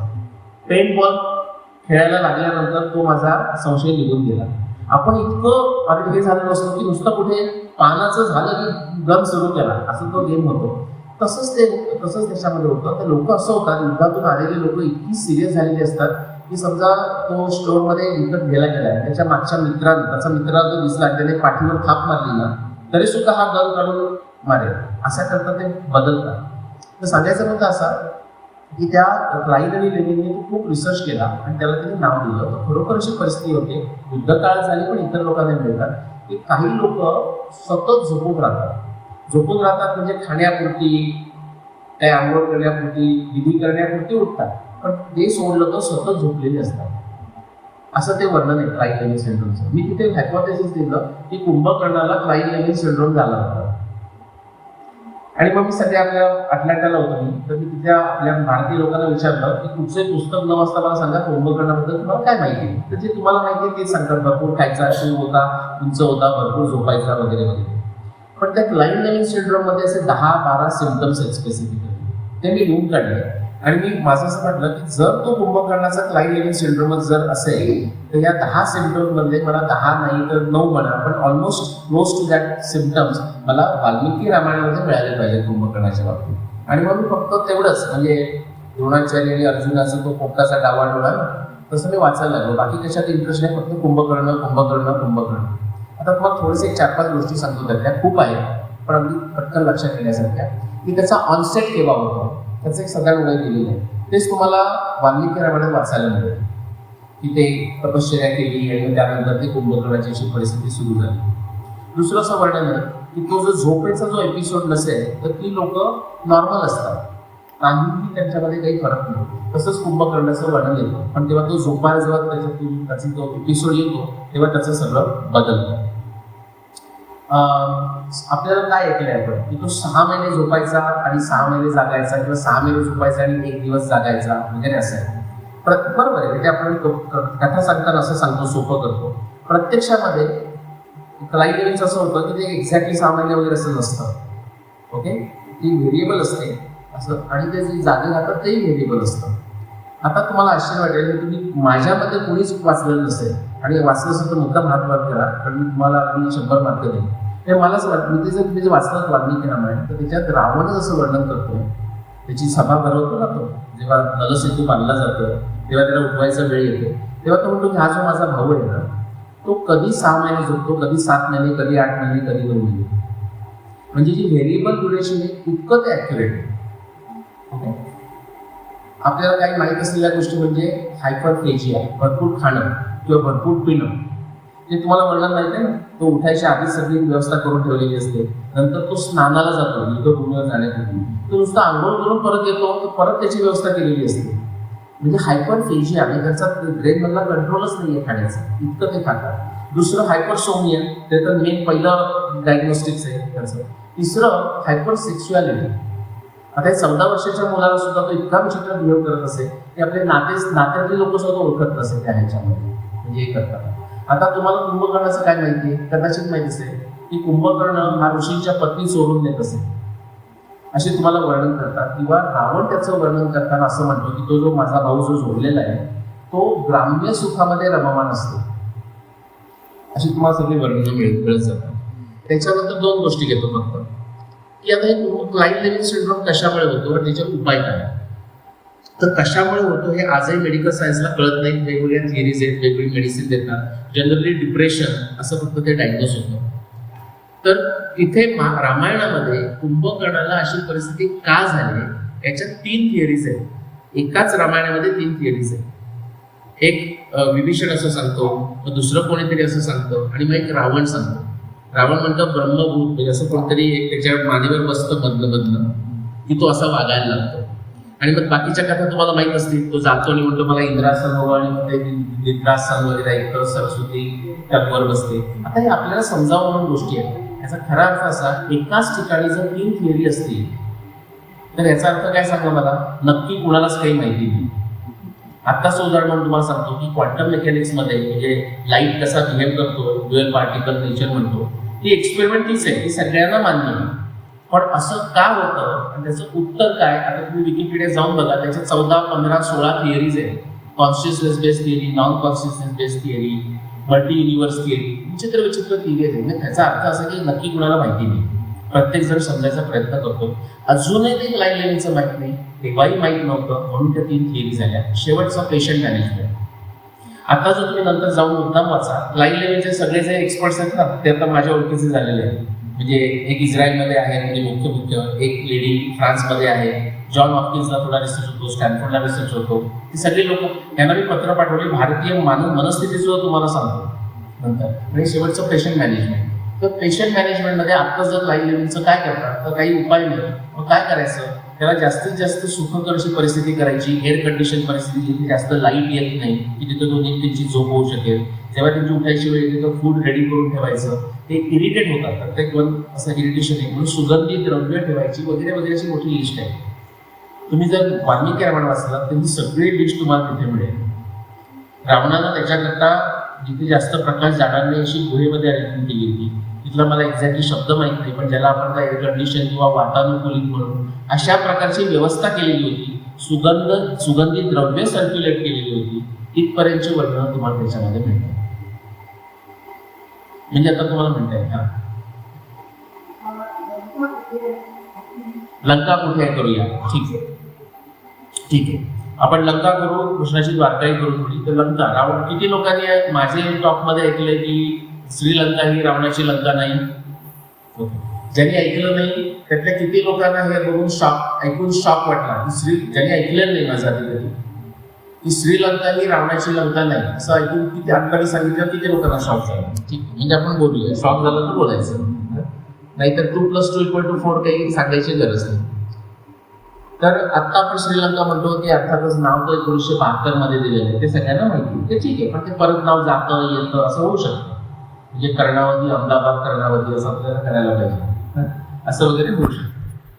पण जर तुम्ही वाल्मिकी रामायण वाचलं तर काही प्रसंग सांगतो की जेव्हा सीतेला शोधायला जातात ते सगळीकडे जाऊ शकतात, कारण सीतेला रावणानं कुठे लपवलंय माहिती नाही. पण हनुमानाला ते कळल्यानंतर जेव्हा हनुमान किष्किंधेला परत येतो आणि मग सगळं वानर सैन्य, राम, लक्ष्मण, सुग्रीव सगळे निघतात लंकेकडे, त्याची तुम्ही वर्णनं मुद्दाम जाऊन वाचा वाल्मिकी रामायणामध्ये. आता तुम्हाला डोळ्यासमोर भूगोल येतोय, म्हणजे हम्पी बेलारी इथं आहे आणि इकडे श्रीलंका आहे, खाली तामिळनाडूला रामेश्वरम गेल्यानंतर. आता तिथून तो आलाय तर नक्की हनुमंताला माहित आहे सीता कुठे. तिथे आल्यानंतर त्याने सगळं सांगितलं कुठे आहे वगैरे, आणि हनुमंत सगळे निघाले, आता राम, लक्ष्मण, सैन्य सगळं निघालं. आता मी स्वतः हा जर्नी केलाय पाहिजे, म्हणजे रामेश्वरम पासून गाडीमध्ये बसून आम्ही डॉक्युमेंटरी बनवताना तिथून वर येऊन चेन्नई, महाबलीपुरम, लेपाक्षी, बेंगलुरू असं करत आम्ही वर येऊन हम्पी बेलारीला आलेलो होतो. 2023 जानेवारीमध्ये आम्ही ते केलं, हेच बघायला की लँडस्केप कसा आहे, काय चाललंय वगैरे असं काय. तर त्याच्यामध्ये तुमच्या लक्षात येईल प्रॅक्टिकली ते सगळं फ्लॅट आहे आणि मग ते सोपं आहे जायला. तर जे ती लंका, श्रीलंका ही जर लंका असती तर आता हनुमानाला नक्की माहिती आहे ते कसे गेले असते. आता आम्ही जो राऊंड उलटा घेतला ना तसे ते गेले असते. तसे वाल्मिकी रामायणामध्ये हे सगळे गेलेले नाही. आता बरोबर सह्याद्री माउंटन खाली जायचं, मग ते उटी म्हणजे निलगिरी वगैरे आपण म्हणतो, मलय माउंटन, महेंद्र माउंटन, हे सगळं फार कठीण आहे. तुम्ही ह्याला गेलाय का, टेकाडी किंवा मुन्नार बघितलं ना, खूप हिल्स आहेत, म्हणजे प्रचंड असं उंच आहे. मुद्दाम त्या कठीण प्रदेशातून का जायचं? पण राम, सुग्रीव यांची आर्मी कशी गेलेली, कारण ते केरळकडे जात आहे, ते तामिळनाडू रामेश्वरमकडे जात नाही. माहिती रामेश्वरमचा उल्लेख वाल्मिकी रामायणात कुठेही नाही. ते कुठेही नाही म्हणजे तुम्ही जर वेकेशन प्लॅन केली असेल तर जाऊन या.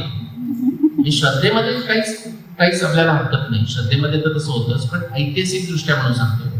दुसरं वर्णन, आपल्याला लंकेचं वर्णन आपल्या सगळ्या अनेक ग्रंथामध्ये येतं. 2 ग्रंथामध्ये भाग करतो शॉर्ट करण्याकरता. आपले सगळे जे खगोलशास्त्रीय जे ग्रंथ आहेत त्याच्यामध्ये जे वर्णन येतं त्याच्यामध्ये लंकेचं वर्णन असं येतं. लंका ही फार महत्वाची आहे खगोलशास्त्राकरता, ऍस्ट्रॉनॉमी करता महत्वाची, कारण ती इक्वेटरवर आहे, विषुववृत्तावर आहे. आणि जसं आपण म्हणतो ना, ज्याला झेनिथ म्हणतो आपण, म्हणजे जेव्हा एखादा ग्रह प्लॅनेट आपल्या डोक्यावर येतो तेव्हा त्याचं निरीक्षण जास्त चांगलं करता येतं, पॅरलॅक्स म्हणा किंवा बाकी सगळ्या गोष्टी नष्ट होतात. तसंच विषुववृत्तावर जर आपल्याला त्याचं निरीक्षण करता आलं तर सगळ्यात चांगलं असतं. म्हणून आपली जी भारतीय जी ऍस्ट्रॉनॉमी आहे ही इक्वेटोरियल ऍस्ट्रॉनॉमी आहे, सगळी त्याची वर्णनं इक्वेटरवरची आहे जे रिडिंग देतात. म्हणून लंकेला फार महत्व आहे. त्या लंकेचं लोकेशन पुढे दिलेलं आहे खगोलशास्त्रीय ग्रंथामध्ये. त्यात असं म्हटलेलं आहे की उत्तर ध्रुवापासून लाईन काढायला लागा, त्याला आपण प्राईम मेरिडियन म्हणतो. आता प्राईम मेरिडियन कुठे आहे माहितीये? इंग्लंड, लंडन, रॉयल ऑब्झर्वेटरी मध्ये. ती तिथे कशी, ती तिथे गेली आहे माहितीये का लोकांना? तिथे पहिल्यापासून नव्हती. तुम्ही किती जण लंडनला गेलाय, युकेला गेलाय? डिप्रेसिंग आहे किती? नाही, ते फार डिप्रेसिंग प्लेस आहे, तिथं फार लोक चालत नाही खरं. ही जी ती एक वेगळी स्टोरी आहे, तिथे आता डायग्रेस होत नाही. आपण कुठे होतो? हा, तर ती जी लाईन काढली उत्तर ध्रुवावरून, असं वर्णन येतं की कुरुक्षेत्र, रोहतक, स्थानेश्वर, एखाद्या ग्रंथामध्ये कुरुक्षेत्र असतं, दुसऱ्या ग्रंथात रोहतक असतं, तिसऱ्या स्थानेश्वर, जागा तीच तो आहे. इथून उज्जैनच्या जागी अवंती असू शकतं कधी, त्या थोड्या जागा बदलतात, त्याच्यात आपण आज जाऊया नको. आणि खाली गेल्यानंतर तुम्ही जर वातापीला आला किंवा बदामी म्हणून जे जागा गेली असेल, अशी ती लाईन जाते. मेंगलोरच्या आसपास ती समुद्रामध्ये जाते, इमॅजिनरी लाईन आहे. आणि ती खाली लाईन जाते ती मालदीव्स. आता हे मालदीव्स असेल तर ती लाईन अशी मालदीवच्या पूर्वेला येऊन थांबते विषुववृत्तावर. ती जी जागा आहे ती रावणाची लंका. आता तिथे फक्त खोल समुद्र आहे, एक जिओलॉजिकल अॅनॉमली आहे की तिथलं जे अर्थ क्रस्ट आहे ना समुद्राच्या खालची, ही सगळ्यात थिन आहे. ते का आपल्याला हा संशोधनाचा विषय, ती रावणाची लंका आहे. दुसरा एक सांगतो, मागच्या तुम्ही 1500 वर्षामध्ये, साधारण 2000 वर्षामध्ये जर गेला आणि रामाच्या संदर्भात किंवा रामायणाच्या संदर्भामध्ये जे वेगवेगळी नाटकं, काव्य, ग्रंथ असे जे लिहिलेले आहे आणि त्याच्यामध्ये जर रावणाच्या लंकेबद्दलचं वर्णन असेल तर बरेच वेळा वर्णन अशी येतात की नाटकं वगैरे आहेत म्हणजे रामावरची, की तो पुष्पविमानातून लंकेतून निघाला, त्यानंतर हे द्वीप लागलं, ते द्वीप लागलं, ते द्वीप लागलं. ह्या लिस्टमध्ये सिंबल द्वीपचा उल्लेख येतो. आणि सिंबल द्वीप म्हणजे सध्याची श्रीलंका. म्हणजे काही काळानंतर ते द्वीप दिसते. हे थोडक्यात सांगतो तुम्हाला. हा जर पुरावा घेतला तर आपल्याला सांगता येतं की श्रीलंका ही रावणाची लंका नाही. आता लगेच तुमचा पुढचा प्रश्न असला पाहिजे, किती जण श्रीलंकेला जाऊन आले? इथे तुम्ही सीतेची जागा, स्नानाची जागा, रावणाचा पॅलेस किंवा काही अशी वर्णन, त्रिकुट लंका वगैरे बघितली असते. मलाही काही प्रॉब्लेम नाही देशामध्ये. म्हणजे आता मी 2-3 वर्षापूर्वी श्रीलंकेचे टुरिझम मिनिस्टर यांच्याबरोबर मी खांद्यावर हात टाकून 8 दिवस जबलपूरला फिरत होतो आणि त्यांच्या गाडी घेऊन, म्हणजे पुढे ते टिक टिक टिक टिक वगैरे करतात ना तसं. मी त्यांना सांगितलं की म्हटलं श्रीलंका माझ्या अभ्यासाप्रमाणे श्रीलंका ही रावणाची लंका नाही, म्हणजे चालेल जोपर्यंत लोक येत आहेत ना व्हिजिट करायला. श्रद्धेमध्ये आपण जाऊ शकतो. ऍक्च्युली त्याचं उत्तर म्हणू शकतो की जी काही वाल्मिकी रामायणामध्ये जी वर्णन आहे अशा प्रकारची वर्णन तुम्हाला श्रीलंकेमध्ये मिळतात. म्हणजे उदाहरणार्थ रावणाची जी लंका, त्याला त्रिकूट नाही, 3 बाजूनं नदीचा कोट आहे असं वर्णन आहे. आता तुम्ही महावेली गंगा जर बघितली असेल कॅन्डीला जाऊन, तर खरोखर ती 3 बाजूनं जाते. आता मग याचं काय करायचं तुम्हाला सांगतो. मला 2 पंचवटी आहेत माहिती आहे का? किती जणांना माहिती आहे 2 पंचवटी आहेत? नाशिकची पंचवटी सगळ्यांना माहिती, पण ओडिशा बॉर्डरवर पण पंचवटी आहे तिथे. ओके, ते म्हणले आम्हाला इतकं दूर जाणं नाही परवडत. म्हणजे श्रद्धेमध्ये अशा गोष्टी येऊ शकतात. पण तिथे झाल्यानंतर तिथे त्यांना लेक मिळतं, पर्वत मिळतं, रामानं पुढे स्नान करायचं ते तयार होतं. श्रद्धेमध्ये या सगळ्या गोष्टी तयार होतात. लेपाक्षी आणि ताकेत, म्हणजे जटायू आणि रावण यांचं युद्ध झालं, ती जागा नाशिकच्या जवळ ताकेत म्हणून, इगतपुरीच्या जवळ आणि नाशिकच्या मध्ये, ती जागा जास्त सेन्सिबल आहे. कारण तुम्ही जर रामायणाची वर्णनं वाचली, महाराष्ट्र म्हणून सांगत नाही, रामायणातली वर्णनं वाचली तर तुम्हाला ते पडतं. पण आंध्र प्रदेशमध्ये आंध्र प्रदेश आणि तामिळनाडूच्या लोकांना हा प्रॉब्लेम झाला. तुम्ही जर वाल्मिकी रामायण वाचलं ते म्हणजे आम्ही तर राम राम करतोय, महाराष्ट्रीयन लोकांपेक्षा जास्त राम करतोय, उत्तर प्रदेशपेक्षा जास्त करतोय, पण रामायणात आमच्याकडे काही झालंच नाही. असं खरं झालेलं आहे मोरलेस. म्हणून मध्ये म्हणले नाही आमच्याकडे झालं. तो लेपाक्षीला जटायू आणि रावणाचं युद्ध झालं, ते तुम्ही वाल्मिकी रामायण वाचता तुम्हाला कळेल ते शक्य नाही. कारण ते जटायूचा मृत्यू झाल्यानंतर रावण त्याला लगेच जाऊन त्याचं गोदावरीच्या तीरावर सगळं श्राद्ध कर्म करतो. आता लेपाक्षीपासून 110 किलोमीटरपेक्षा वर उत्तरेला यावं लागेल, काहीच जमत नाही. ठीक आहे. आता तुम्हाला आश्चर्य वाटेल, मी आंध्र प्रदेशमध्ये विशाखापट्टणमला गेलो, तिथल्या लोकांना सांगितलं, त्यांनी अत्यंत प्रेमानं ऐकून नुसतं घेतलं नाही, त्यांनी मान्य पण केलं. आता त्यांना मी हे सांगितलं की तुम्ही लेपाक्षीला परत वेकेशन कॅन्सल करू नका, पण म्हणजे इतिहासाकरता तुम्हाला बघायचं असेल तर तुम्हाला काही गोष्टी द्याव्याच लागतील. सगळ्याच गोष्टी जर तुम्हाला इम्प्रूव्ह करायच्या असतील तर मग विचित्र रामायण निर्माण होतात. अद्भुत रामायण, ते कोण आता सध्या बोलतो काहीतरी आहे ना, काकभूषुंडी रामायण, त्याने 11 वेळा रामायण पाहिलं असं म्हटलेलं. ते म्हणजे कसं, एका वेळी मल्टी युनिव्हर्स थिअरी आहे ना, क्वांटम मेकॅनिक्स, तसं एका रामायणामध्ये तो इथे गेला, टाकेतमध्ये युद्ध केलं जटायूबरोबर, दुसऱ्या वेळी लेपाक्षीवर, असं आपण काहीतरी समजायचा प्रयत्न करतो. तसं करायची गरज नाही, आपल्याकडे बराचसा पुरावा आहे, त्याच्यामुळे सांगता येतो. ठीक, म्हणजे रावणाची लंका करता पुढे बोल गीता अनुगीता. ठीक, आणि आपण कृष्णाची द्वारका मला सांगायची इच्छा आहे, तुम्हाला नसेल तर आपण कट करू शकतो, माझे भरपूर टॉक्स आहेत त्याच्यावर. काय म्हणतात डेटिंग कोणाचं कसं केलं, धन्यवाद, तेही सांगतो. आणि ज्यांनी बघितलं नाही त्यांना भरपूर होमवर्क आहे नंतर. आतापर्यंत काही बघितलं नाही त्याच्यानंतर भरपूर होमवर्क. 2000 व्हिडिओज आहेत माझे.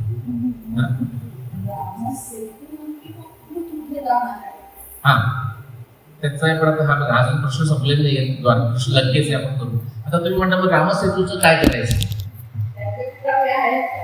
नाही, पुरावा आहे म्हणजे काय? पुरावा छान प्रश्न आहे. पुरावा आहे म्हणजे काय आहे की श्रीलंका आणि भारत यांच्यामध्ये एक जिओलॉजिकल स्ट्रक्चर कनेक्टेड आहे. असे तुम्हाला जगभर गेल्यावर कसे अनेक जिओलॉजिकल स्ट्रक्चर मिळते, त्या प्रत्येकाला रामसेतू म्हणायचं का? नाही. तसं जर लंकेची जागा जर बदलली असेल तर ते जिओलॉजिकल स्ट्रक्चर आपण मान्य करतो, तिथे बघतो, पण त्याचा रामसेतू किंवा नलसेतूशी संबंध नाही. जर लंका श्रीलंका ही जर लंका नसेल तर त्याच्याबरोबर नलसेतूही गेला, कारण ती स्ट्रक्चर्स आहे. अनुगीता आणि अनुगीता. गीता सगळ्यांना ऐकून माहिती आहे. अनुगीता किती लोकांनी ऐकलंय की हा असं काहीतरी होतं, म्हणजे आजचं काउंट नाही होता, आज सांगितलं. अनुगीता किती लोकांनी आधी ऐकली नव्हती की अनुगीता नावाचा काही प्रकार आहे? थोडेसे लोक आहेत. ओके, बाकीच्या बऱ्याच जणांना माहिती आहे, चांगली गोष्ट आहे. भगवान कृष्णानं युद्धाच्या पहिल्या दिवशी कार्तिक अमावस्येला भगवद्गीता सांगितली. आता ती सांगितली हे जो समजून घेतलं पाहिजे की त्याने अर्जुन आणि कृष्णाचा डायलॉग होता, त्याने प्रश्न विचारले, त्याची उत्तरं दिली आणि ते झालं. हे सगळ्यांना पटतं ना, बऱ्याच जणांना पटत नाही. हरे कृष्णामध्ये जे काही माझे मित्र आहेत त्यांना पटत नाही. माझा अजय बरोबर फार चांगला मित्र आहे इतक्या वर्षाचा, तर ते कृष्ण असं म्हणताना किंवा हे करताना बोलताना इदम ते ना तपस्काय ना भक्ताय कदाचन न चाशुश्रुषे वाच्य, असं तो अनुष्टुप छंदामध्ये कृष्ण बोलत नव्हता. कृष्ण असंच नॉर्मल बोलतोय. हे व्यासदेवानी युद्धाच्या नंतर 18 वर्षांनी 3 वर्ष एका गुहेमध्ये बसून तो ग्रंथ लिहून काढलेला आहे. त्याच्यामध्ये आपल्याला तो सोपा व्हावा म्हणून तो अनुष्टुप छंदात लिहिलेला आहे. हे सगळ्यांच्या लक्षात गेला पाहिजे. काही म्हणतात की 700 श्लोकामध्ये एवढ्या कसा वेळ मिळाला वगैरे. ऍक्च्युली धर्मयुद्ध होतं तोपर्यंत ते थांबले होते. ती सगळी गीता सांगितली, सगळ्यांना आपल्याला माहिती आहे. ज्यांना माहिती नसेल त्यांनी मुद्दाम अभ्यास सुरू करा. ते झाल्यानंतर युद्ध फास्ट फॉरवर्ड युद्ध झालं. त्याच्यानंतर भीष्मांचं निर्माण झालं, परीक्षिताचा जन्म झाला, अश्वमेध यज्ञ झाला, 1 वर्ष झाला. आणि हे सगळं झाल्यानंतर शेवटी कृष्ण फायनली आता द्वारकेला जायला निघाला. आणि तो जेव्हा निघतो तेव्हा आपल्याला कळतं, आपण एखादी कुठे मैत्री झाली असली, हॉस्टेलमध्ये मैत्री होते, मग ते पार्टी करताना आपल्याला थोडं दुःख होतं की आता परत केव्हा भेटणार माहिती नाही. असं बरेच वेळा होतं. 40 वर्षांनी मी भेटतो सगळ्यांना, नातेवाईकांना सुद्धा 40 वर्षांनी भेटतो नाही, असंच होतं.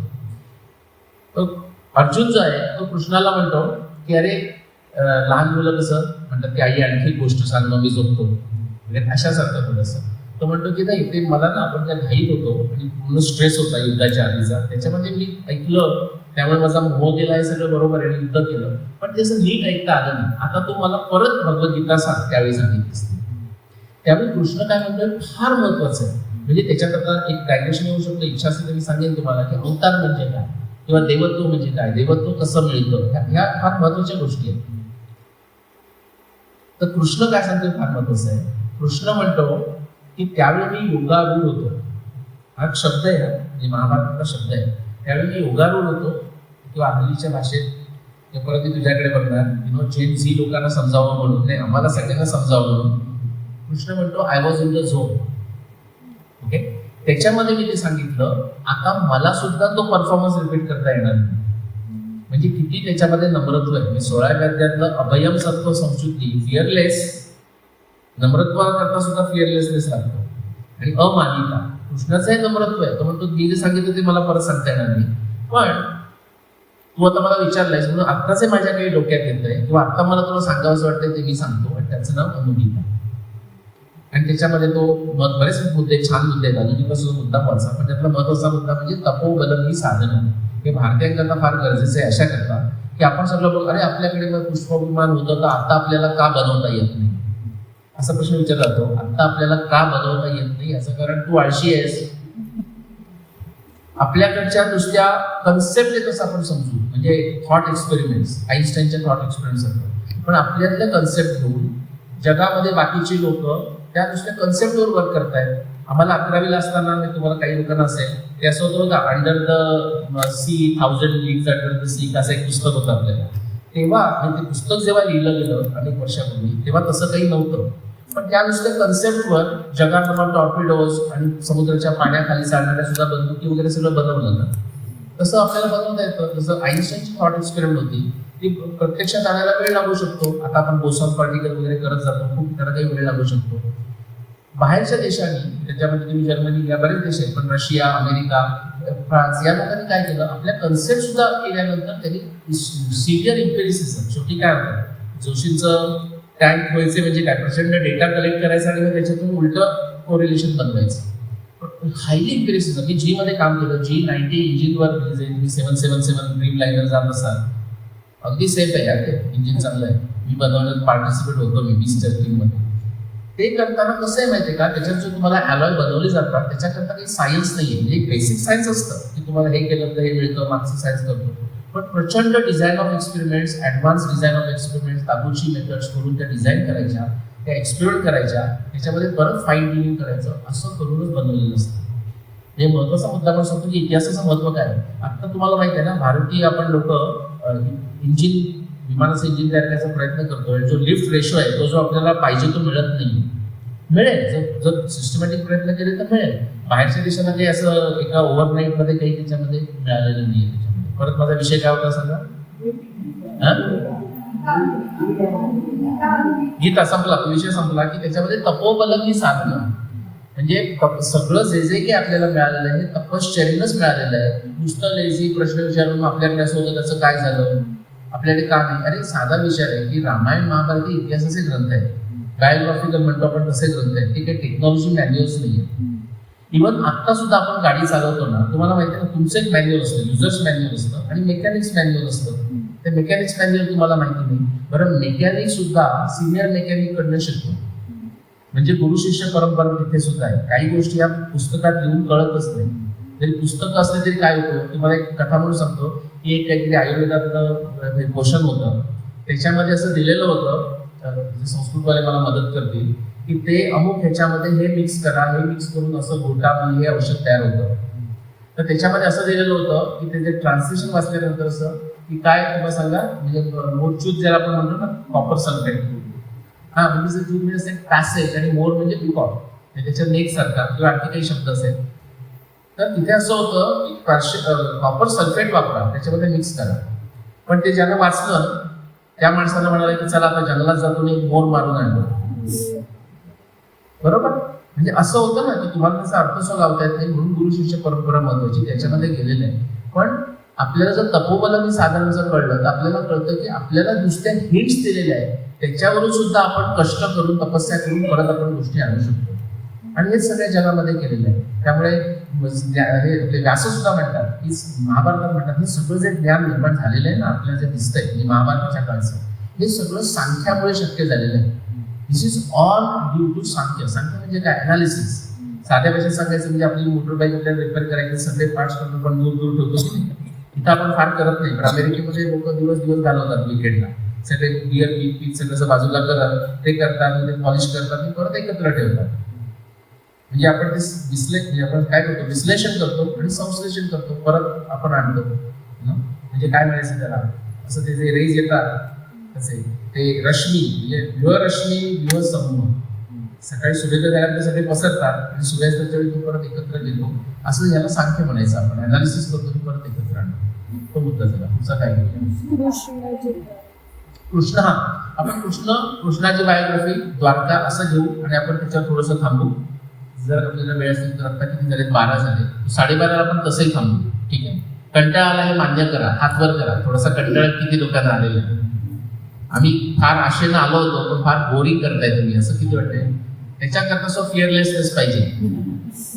हात वर करायला आपण थोडंसं बोलल्या गप्पा मारल्यासारखं करतोय. थोडं वेगळं फॉर्मॅट लेक्चरच्या ऐवजी लेक्चरचं थोडंसं वेगळं फॉर्मॅट. कृष्णाची द्वारका, कृष्ण आपण घेऊया. भगवान कृष्ण थोडक्यात बायोग्राफी करूया आपण. आता हे बायोग्राफी आपल्याला शक्य करताना आपण इतर ग्रंथामध्ये सुद्धा जावं लागतं. पण इतर ग्रंथात जाण्यापूर्वी जर एखादी गोष्ट आपण महाभारताची करतोय तर महाभारतापासून सुरुवात केली पाहिजे. सगळ्यांना कळतं आपल्याला एखादं महाभारताचं करायचं, महाभारतात सुरुवात करायची. मी तुम्हाला सांगतो आर्किओलॉजिस्ट नाही अजिबात कळत नाही. तुमच्यात कोणी आर्किओलॉजिस्ट असले तर फिअरलेसली हात वर करा. म्हणजे आर्किओलॉजिस्ट म्हणजे डर्ट आर्किओलॉजिस्ट. म्हणजे कुणापासून सांगतोय, मोठी मोठी नाव आहेत. बीबी लाल सगळ्यांनी नाव ऐकलेलं आहे. बीबी लाल, येस. के मोहम्मद, SR राव यांच्याबद्दल सर्वांबद्दल प्रचंड आदर. त्यांनी केलेलं काम अत्यंत कठीण असं काम केलेलं आहे. कारण आर्किओलॉजीमध्ये डिगिंग करणं सोपं नाही, त्यानंतर डेटिंग करणं त्याच्यावरही सोपं नाही. पण परंतु त्यांचा जो अप्रोच आहे तो अत्यंत चुकीचा आहे. त्याच्यामध्ये काही बरोबर नाही. त्यातले बरेच लोक नाहीतच, म्हणजे SR राव नाही, आता बीबी लाल नाही, के मोहम्मद आहे. आणि के मोहम्मद माझा ऐकतात, त्यामुळे प्रत्यक्ष मी भेटलो होतो ते दुसरीकडे बघून पुढे जातात. मी कॉन्फरन्स मध्ये भेटतो. आता सुद्धा खजुरावाला ते होते, त्यांची पंचायत झाली. कारण आम्ही 3 कीनोट स्पीकर, एक दत्ता म्हणून होत्या, तनुषा दत्ता म्हणून, मी आणि ते. आता कुठेच बघायचं, सगळ्यांना मला पोडियमवर बसवलं, असं होऊ शकतं. तर आपल्याला समजा महाभारताबद्दल शोधून काढायचं तर महाभारत हा मुख्य ग्रंथ पाहिजे. रामायणाबद्दल शोधून काढायचं तर वाल्मिकी रामायण हा त्यातला मुख्य ग्रंथ पाहिजे. आपण आणि जर आपल्याला इतर ग्रंथांची मदत घ्यावी लागली तर घ्यायची, त्यात काही प्रॉब्लेम नाही. पण प्रायोरिटी कळली पाहिजे. महत्व मापन, तारतम्य, हायरार्की, ग्रेडेशन हे कळलं पाहिजे. तर महाभारतामध्ये आपल्याला काय कळतं, आता तुम्ही विचारलं की कसं महाभारताचं आपण डेटिंग काढलं, ते थोडंसं सांगतो की आपल्याला आपण एक परत मला कृष्ण विसरेल, क्रुशियल एव्हिडन्स. मी 30 मिनिटात संपवणार, चिंता करू नका, 25 मिनिटात संपवणार. आपण एक क्रुशियल एव्हिडन्सचा विज्ञानामध्ये एक विषय आहे. म्हणजे कसं 2+2=4 हे सुद्धा सत्य आहे, पण हे फालतू सत्य आहे. आपण असं तुम्ही म्हणाल की तुम्हाला आणखी इंटरेस्टिंग गोष्ट सांगतो, सत्य सांगतो, 3+3=6 आणि तुम्हाला माहिती आहे का 7+7=14. कंटाळा येईल, हे सत्य आहे. पण आपल्याला कशा प्रकारचं सत्य हवं आहे की प्रायमा फेसी आपण एखाद्या गोष्टीचा अभ्यास करताना ते आपल्याला हे असू शकत नाही असं वाटतं.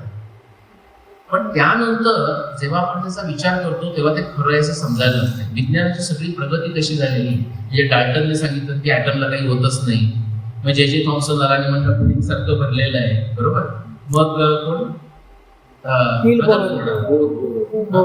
बोर नंतर थोडा रदरफोर्ड आला. मग रदरफोर्डला तर इतका शॉक झाला, तो म्हणतो की असं काहीतरी आहे की त्याने जे गॅमा रे वगैरे सोडले ते रिबाउंड झाल्यासारखे परत आले. शॉक झाला, म्हणजे पेपरमध्ये गोळी मारावी आणि ती गोळी उलटी परत यावी, असं काहीतरी झालं. म्हणजे असा जो शॉक होता तो तुमचा, जो बेसिकली तुमची कन्सेप्ट असते ती हलते आणि मग त्यातून तुम्हाला नवीन मार्ग दिसतात. म्हणजे आपला जो पद्धत आहे ना, नेती आपण म्हणतो, याज्ञवल्क्य किंवा Shankaracharya, not this, not this, not दिस.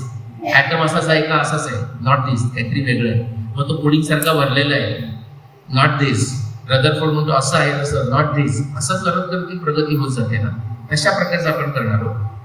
तशा प्रकारचा पुरावा हा महत्वाचा ठरतो, कारण तो प्रायमा फेसी तो शक्य नाही असं वाटतं आणि मग नंतर आपल्याला कळतं तो शक्य. अशा एका श्लोकापासून माझी सुरुवात झाली 1994 मध्ये. ज्यांनी पाहिलंय त्यांच्याकरता थोडंसं बोरिंग आहे. अरुंधती वसिष्ठाचा श्लोक आहे. तो ज्यांनी पाहिलं नाही त्यांनी नीट लक्ष द्या, कारण तुमच्याकरता मी ते बोलतोय.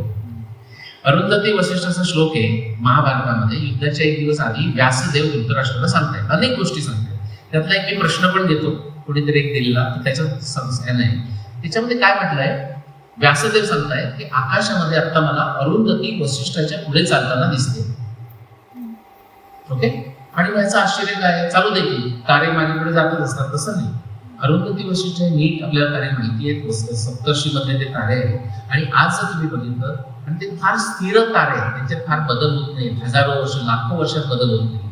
तर वसिष्ठ पुढे जाताना दिसतो, अरुंधती मागे. म्हणून ते माझ्याकरता आश्चर्य होतं की आज वसिष्ठ पुढे जातोय, अरुंधती मागे आहे. व्यास म्हणतायत महाभारताच्या वेळी अरुंधती पुढे, वसिष्ठ मागे. तुमच्या डोक्यात हा विचार आला असेल, असंच आपल्याला काही शोधून काढता आलं की असं अरुंधती वसिष्ठाच्या पुढे जाऊ शकते का, आणि जाऊ शकत असेल तर ती केव्हा गेली हे जर कळलं तर आपल्याला कळेल महाभारत केव्हा झालं. सगळ्यांच्या लक्षात येते. मी ती सुरुवात केली. माझा एमएसचं संपत आलं होतं. 15 दिवस माझ्याकडे थिसिस डिफेंड करायला होते. मी म्हटलं 15 दिवसामध्ये केमिकल इंजिनियर हा प्रॉब्लेम सॉल्व्ह करू शकतो. तो केमिकल इंजिनियर सॉल्व्ह केला, पण त्याला 15 वर्ष लागली. म्हणजे 1994 ते 2009. मग मगाशी तुम्हाला सांगितलं तो एक श्लोक झाल्यानंतर सगळे श्लोक एकत्र आले त्याच्यामध्ये. तर अरुंधती वसिष्ठनं काय केलं, जेव्हा मला 2009 मध्ये त्याचं उत्तर मिळालं की असा खरोखर एक भूतकाळामध्ये काळ होता, एक 5000 वर्षाचा काळ होता, 10,000 BC ते समजा 5000 BC सिम्प्लिसिटी.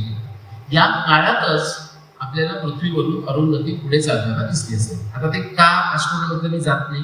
तुम्ही जर ज्याला बघायचं असेल तरी इपॉक ऑफ अरुंधती असं टाईप केलं युट्यूबमध्ये तर 4 मिनिटाचा व्हिडिओ तो तुम्ही बघू शकता. आता आपल्याकडे इथे आज आलेल्यांनी एखादी प्रश्न विचारलेला आहे, मी मुद्दाम प्रश्न त्याच्या संदर्भात घेतो की त्यांनी त्यांचा वाचून दाखवतो तुम्हाला की Arundhati walking ahead of Vasishtha हा जो काळ आहे हा सुमारे 5000 वर्षाचा काळ आहे. 10,000 ते 5000 BC असा जर तो असेल तर ही अवस्था महाभारतापूर्वी 5000 वर्षापासून होती. सगळ्यांच्या लक्षात आलं. 5500 सुरू झाले आणि 10,000 पासून ते चालते. तसंच असेल तर म्हणजेच महाभारत कालासाठी ती नॉर्मल होती, म्हणजे नित्य घडणारी घटना होती. पुढे विचार मला परत एकदा आपले हात बंद करायचे. तुम्ही जिथे विचार ही नित्य घटना होती त्यावेळेची. तर मग ती अवस्था अपशकुनी अशी का मानली गेली, ओके असा प्रश्न आहे. तसेच ती फक्त काही काळापुरतीच आहे हे कसे समजले. उलटा प्रश्न सुरुवात करतो की ते काही काळापुरतीच हे कसं समजलं. ॲस्ट्रॉनॉमीमुळे समजलं की 10,000 BCच्या मागे गेला तर परत वसिष्ठ पुढे जातो आणि 5000 BCच्या नंतर आला 4500 BC नंतर. टू बी प्रिसाइज 4636 BC त्याच्यानंतर जर आला तर ती परत वसिष्ठ पुढे होतो. त्यांचा प्रश्न सगळ्यांना कळला की जे 5000 वर्षाची गोष्ट होती त्याला अपशकुनी का म्हणायचं. त्यातला एक पाठ काढून टाकतो की त्याला अपशकुनी म्हटलेलंच नाही महाभारतामध्ये. हे लोक बोलताना आपण बोलतो ना, म्हणजे कावळा फांदीवर बसला, ज्याला जायचं तरी प्लीज जाऊ शकता. मला सगळ्यांचे रेस्ट्रिक्शन माहीत असतात. आपण आता एक 20 मिनिटं बोलणार टाइम.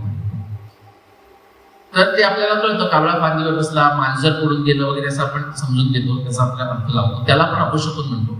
महाभारतामध्ये जो शब्द वापरलेला आहे तो शब्द वापरलेला आहे निमित्त. निमित्तचा काही लोकांनी अर्थ ओमेन म्हणजे शपून असा घेतलेला आहे. निमित्त गुड असू शकतं, निमित्त बॅड असू शकतं, तसंच महाभारतामध्ये आहे. त्यामुळे याला गुड किंवा बॅड असं काही म्हटलेलं नाही. तो पहिला मुद्दा बाजूला करतो. दुसरं, निमित्ताचा अर्थ शपून असाही नाही फक्त. निमित्ताचा अर्थ इंडिकेशन, मान. आपण म्हणतो ना तू आता निमित्त झालास म्हणून आज मी पुरणपोळी केली, मी तो काही शकून पण नाही आणि अपशकून पण नाही. एक निमित्त झालं, एक कारण झालं, कारण झालं असं आपण म्हणतो, कॉझेशन. अशा आपण जो शब्द आहे अशा अनेक प्रकारची निमित्त ते सांगतात. आता त्यांचा शेवटचा प्रश्न, 5000 वर्ष ते चाललंय आणि मग त्याला तुम्ही निमित्त का म्हणता, ती तर नॉर्मल गोष्ट आहे.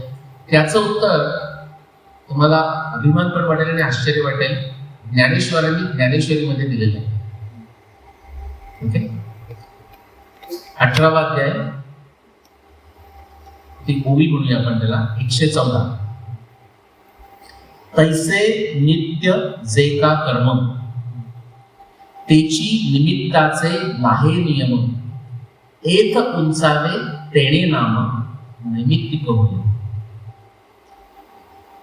साधं सांगायचं म्हणजे आपण वॉल क्लॉक असेल कुठे आहे त्याच्यामध्ये, वॉल तुम्हाला दिसतंय का, वॉल क्लॉक सतत चालू असतो, पण आपण ते सतत चालू आहे ना 24, पण आपण त्याच्याकडे बघत नाही. पण आपल्याला माहिती आहे की 4 वाजता एअरपोर्टला जायचं आहे, त्या कॉन्टेक्स्ट मध्ये आपण जाऊन बघतो.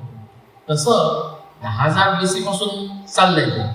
पण आता इथे विशेष काहीतरी घटना घडते महाभारत युद्धाची, आणि व्यासदेव सांगतायत, व्यासदेव लिहिलेलं आहे की हे काळाचा महिमा आहे, धृतराष्ट्र तू माझं काही ऐकत नाहीयेस, पण तरी तू चिंता करू नको, आपण सगळे नष्ट होणार वगैरे ते ठीक आहे, पण कुरु वंशाचा जो इतिहास आहे तो मी अमर करेन, तो मी लिहून ठेवेन. आणि तो इतिहास लिहायचा झाला म्हणजे तुम्हाला भाषा पाहिजे, उत्तम भाषा पाहिजे, ती संस्कृत भाषा आहे. टाइम स्टॅम्प करता ॲस्ट्रॉनॉमी इज टाइम, तो त्यांनी टाइम स्टॅम्प घेतलेला आहे. त्यावेळेच्या ज्या गोष्टी आहेत त्याचं वर्णन केलेलं आहे. म्हणजे आता आपण फोटो काढताना त्या रांगोळीच्या तिथे मी त्यांना फोटो काढताना सांगत होतो की महात्मा सभागृहाचा पण फोटो घ्या, म्हणजे आपल्या लक्षात राहील. तो खरा घ्यायची गरज आहे असं नाही, पण लक्षात राहायला जो उपयोग झाला तो नित्यच आहे, पण त्या फोटोमध्ये तो निमित्तिक झाला. लक्षात आलं? तर ते नित्य जी गोष्ट आहे ती नैमित्तिक त्यावेळी होते, असं त्याचा अर्थ आहे. पुढे फास्ट फॉरवर्ड, तो तुम्हाला काळ मिळाला. आपण असा प्रश्न विचारू शकतो की हे कदाचित कोइन्सिडन्स असेल का, योगायोग असेल का? 1,00,000 श्लोकामध्ये एक श्लोकाचा कावळा फांदीवर बसायला फांदी मोडायला असा अर्थ लागला आणि तुम्हाला अरुंधती लागली. आणखी काही पुरावा आहे का? मग मी भीष्म निर्वाणाचा पुरावा बघायला लागलो. भीष्म निर्वाणाचा सगळ्यांना कथा तशी माहिती आहे. 10व्या दिवशी ते युद्धात पडले आणि उत्तरायण म्हणजे आताचं 21 डिसेंबर इक्विव्हॅलंट वाट बघत होते. महाभारताचे 100पेक्षा जास्त पुरावे सगळे एकत्र आणले तर सांगतात की ते 95 दिवसापेक्षा जास्त शरशाईवर होते. आणि 10व्या दिवसापासून 10 दिवस ऍड केले तर 105 दिवस झाले. म्हणजे महिन्यामध्ये किती झाले महिने? 3.5 मंथ झाले मिनिमम, जास्त असू शकतात त्याच्या आसपास.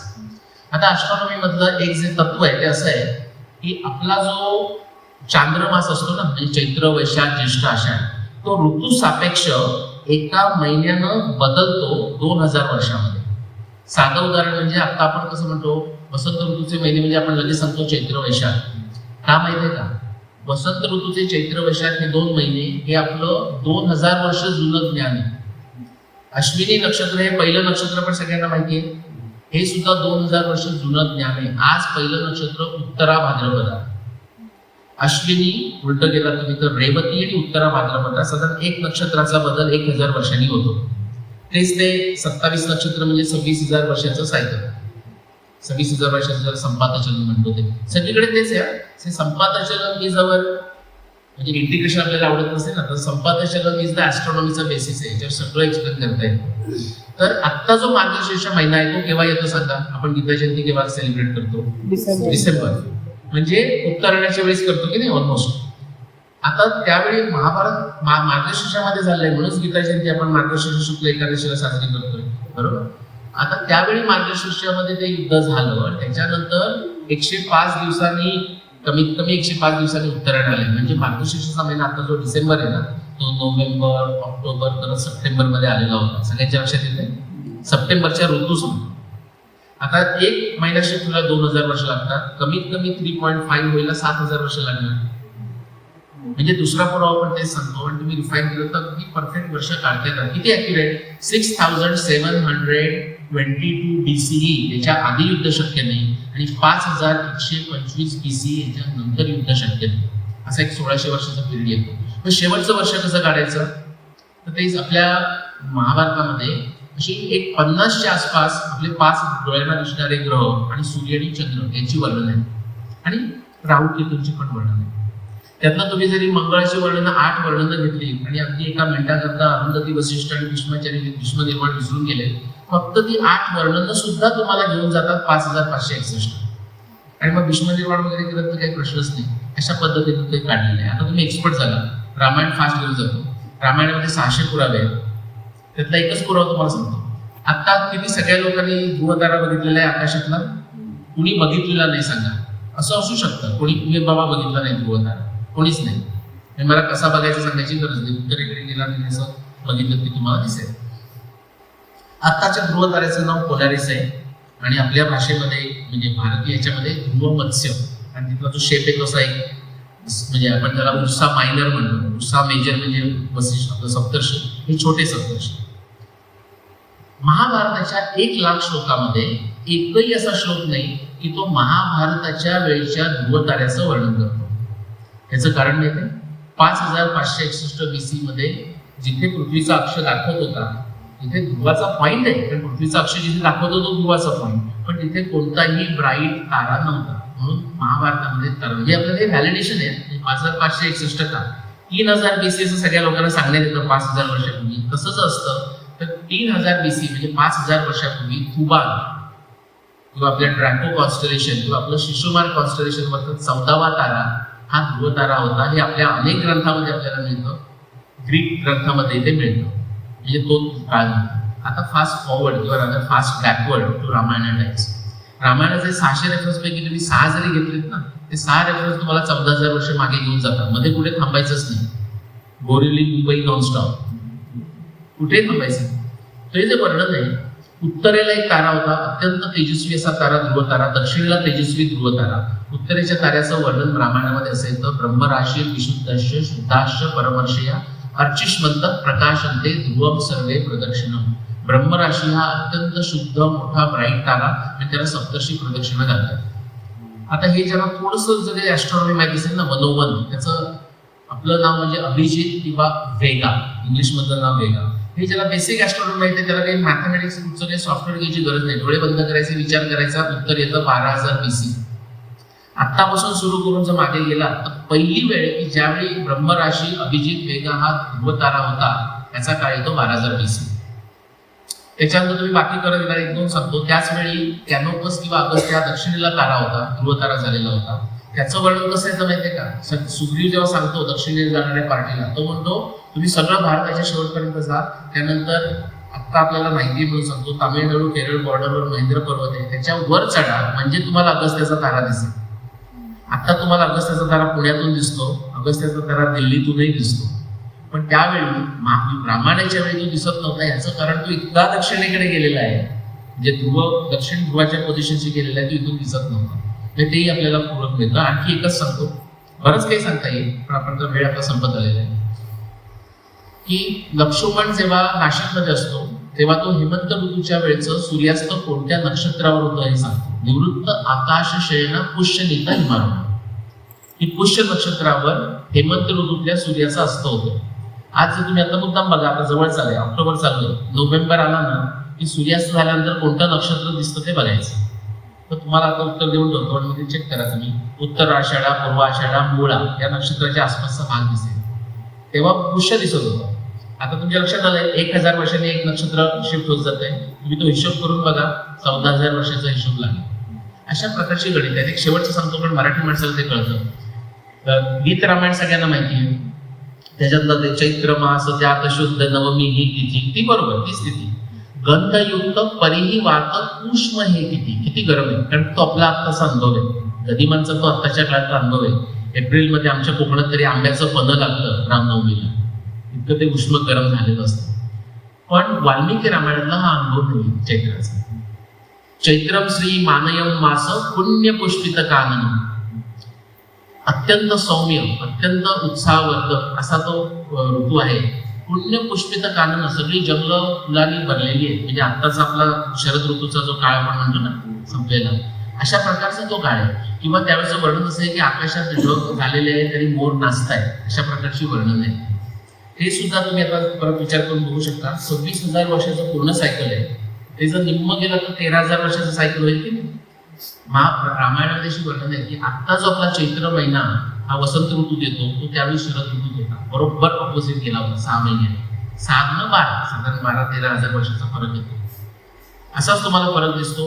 अंगद जेव्हा शेवटी सीता मिळत नाहीये म्हणून दुःखानं बसलेला आहे, तो म्हणतो आता मी तिकडे पण शोधायला पण जात नाही आणि परत सुग्रीवाकडे पण जात नाही, सुग्रीव मला मारून टाकेल. तेव्हा तो शरद ऋतूच्या शेवटी ते निघालेले आहेत, म्हणजे किंवा सप्टेंबरमध्ये वगैरे एंडला निघालेले आहेत. त्याच्यानंतर पूर्ण तुम्हाला हेमंत ऋतू गेलेला आहे, शिशिर ऋतू गेलेला आहे दक्षिणेच्या पार्टीला, बाकीची पार्टी आली महिन्यामध्ये. वसंत ऋतू आलाय तर तोही चाललाय असं वर्णन नाही. वाल्मिकी रामायण मुद्दाम त्याच्याकरता वाचलं. आणि मग अंगद फ्रस्ट्रेट होऊन म्हणतोय वयम अश्वायुजे मासी, अश्वायुजे अश्विनी, वयम अश्वायुजे मासी कालसंख्या व्यवस्थिता प्रस्थिता सोपीचारित किंवा कार्यमंतरम. आता वसंत ऋतू आलाय, तो वसंत ऋतूही निघून चाललाय, वसंत ऋतूचा अश्विन महिनाही निघून चाललाय, अजून आपण शेतीला शोधलं नाही, आपण आपलं कार्य कसं संपादन करणार. आत्ताचा वसंत ऋतूला चैत्र शरदामध्ये गेलाय, आत्ताचा अश्विन शरदातला वसंत ऋतूत गेलेला आहे. 6 महिन्याची शिफ्ट झाली. अशी सगळी केली तर तुम्हाला ते जे गणले होते 12,200. आणखी एक लोकांचं असं असतं की पण विचारतात म्हणून सांगतो, त्याच्यावर आपण थांबू. प्रश्न नाही झाला पूर्ण तरी सर चालेल, माझे टॉक्स आहेत आणि there is always a next time. आता असंच नाही ना पुढे गाडगेजी असंच नाही ना एकदाच बोलणार वगैरे असं नाही येत ना. डोक्यात आहे काय सांगणार होतो शेवटचा विषय नाही द्वारकेच्या आधीचा. हा नाही, एक असा रामायणावरची चर्चा होती तुमच्या डोक्यात, तो किंतु राहू नये म्हणून सांगतो. कारण बऱ्याच तुम्ही लोकांनी असं ऐकलेलं असेल की ऍस्ट्रॉनॉमीमध्ये त्याच गोष्टी परत रिपीट होतात. किती म्हणजे ते ठीक आहे, तुम्ही आता हे 12,000 काढले वगैरे 12,000 BC काढले ठीक आहे, पण 26,000 वर्ष जर मागे गेला तर परत वेगा ध्रुवतारा नाही का होणार आणि सगळ्या गोष्टी परत ते ग्रह वगैरे परत त्या जागी येतात. 30 वर्षांनी शनी येतो, 12 वर्षांनी गुरु येतो, असं काही होणार नाही का. कारण आपल्या मनात ते आपल्याला जायचंय 10 लाख वर्ष, बऱ्याच जणांच्या ते मनात असतं, तर ते एवढं नाही चालणार. ह्याचं उत्तर तुम्हाला सांगतो, ह्याचं उत्तर रामायणातच आहे. वेगवेगळ्या प्रकाराने खगोलशास्त्राच्या आणि नदीच्या ह्याच्याप्रमाणे थोडक्यात सांगतो आपण थांबतो. खगोलशास्त्रामध्ये आत्ता जे आपण नक्षत्र वापरतो सगळ्यांना पाठ नसते, पण 27 किंवा 28 नक्षत्र हे सगळ्यांना माहिती आहे. किती जणांना पाठ आहेत नक्षत्र? 27. वा, यांच्याकरता टाळ्या वाजवा. ते जरा उभे राहा, ज्यांना 27 नक्षत्र पाठ आहेत ते उभे राहा. सगळीकडे फिरावे, त्याला टाळ्या वाजवले, बघू द्या कोणाला माहिती. हे कशा करता सांगतो त्याचंही तुम्हाला वर्णन सांगतो. बरेच लोक आता मला नवीन लोक येतात, नवीन म्हणजे यंग लोक नाही म्हणा, कोणत्याही वयाची वगैरे येतात, पण ते म्हणतात मला तुमच्यासारखं रिसर्च करायचं आहे, कुठे सुरुवात करू? मी तुम्हाला सांगितलं कार्ल पॉपर सांगायचो, मग ती माझ्याकडे येऊन कधी भेटतच नाही, मग मी कार्ल पॉपर थांबवला. मग मी म्हटलं असं करा, तुम्ही नक्षत्राची नावं पाठ करून टाका आणि आकाशामध्ये ती नक्षत्र कशी बघायची, कशी दिसतात ती बघा. ते म्हणतात नाही ते झालं आमच्याकडे इकडे काय ते स्टेलॅरियम आहे आणि लिस्ट आहे सगळीकडे गुगलवर मिळते. तसं नाही रिसर्च करता येत. अगदी साधं उदाहरण तुम्हाला कळेल. रिसर्च म्हणजे काही फार विशेष नाहीये. शब्दकोडं सोडवताना किती लोक असं बसतात, शब्दकोडं घेतले इकडे डिक्शनरी, असा तो प्रकार आहे. तसं नाही सोडवता येत. तुमच्या ते आतच असलं पाहिजे, त्याच्याप्रमाणे तुम्हाला कोडी सोडवता येतात. तर तशा प्रकारचं वर्णन आहे. ही 27 नक्षत्र आज आपण वापरतो, ती 27 नक्षत्र महाभारतामध्ये आहे, ती 27 नक्षत्र रामायणामध्ये आहे, ती 27 नक्षत्र ऋग्वेदाच्या किंवा इतर वेदांची जी ब्राह्मण ग्रंथ आहेत त्याच्यामध्ये. आणि त्याचं आपल्याला असं काढता येतं की आत्ताची 27 नक्षत्र आहेत ती केव्हा निर्माण केली गेली, त्याचा काळ काढता येतो 28,500 BC, 30,000 वर्षापूर्वी. त्याच्या आधी नक्षत्र होती पण त्यांची नावं वेगळी होती. इनफॅक्ट आता आपण ज्या नक्षत्राच्या देवता म्हणतो ना, ती नावं त्यावेळी वापरली जात असत, असं आपल्याला उल्लेख मिळतात. सांगायचा मुद्दा असा की आता जी 27 नक्षत्र आहेत ना, ती जर तुम्ही मागे खूप काळ जर गेला तर असा काळ येतो की ती 27 नक्षत्र असूच शकत नाही. त्याच्यामध्ये माझं बरेच जणांनी ऐकायला परत त्याचा कंटाळा येऊ शकतो, त्यातली 2 घेतो मी. रोहिणी हे नक्षत्र सगळ्यांनी ऐकलेलं आहे. इथं कोणी रोहिणी आहे? नाही, नक्षत्र नाही आहे. आपण नक्षत्र मराठीत वेगळ्या अर्थानं पण वापरतो असं. स्वाती कोणी आहे का? नाही. आपण रोहिणी आणि स्वातीवर बोलूया. रोहिणी नक्षत्र असं आहे की आता जो नक्षत्राची डेफिनेशन काय किंवा क्वालिफिकेशन काय, सूर्याचा जो मार्ग आहे ना, सूर्याचं जे भ्रमण आहे इक्लिप्टिक, त्याच्या आसपास असली पाहिजे. कारण बाकी ग्रह चंद्र त्याच भागात जातात आणि त्यामुळे आपल्याला ते माइलस्टोन सारखं करता आलं पाहिजे की हा ग्रह या नक्षत्रामध्ये आहे. खूप दूर असेल तर करता येत नाही, ध्रुवाच्या पाच तारा तर चालत असते. आता त्याच्यामध्ये काय होतं, आपण रोहिणी घेऊया. 1,50,000 वर्ष मागे गेलं, त्यांच्या डोक्यामध्ये 10 लाख अजूनही बसलेले आहे की तेवढं रामायण पाहिजे. 1,50,000 वर्ष मागे गेला तर रोहिणी हे नक्षत्र होऊ शकत नाही.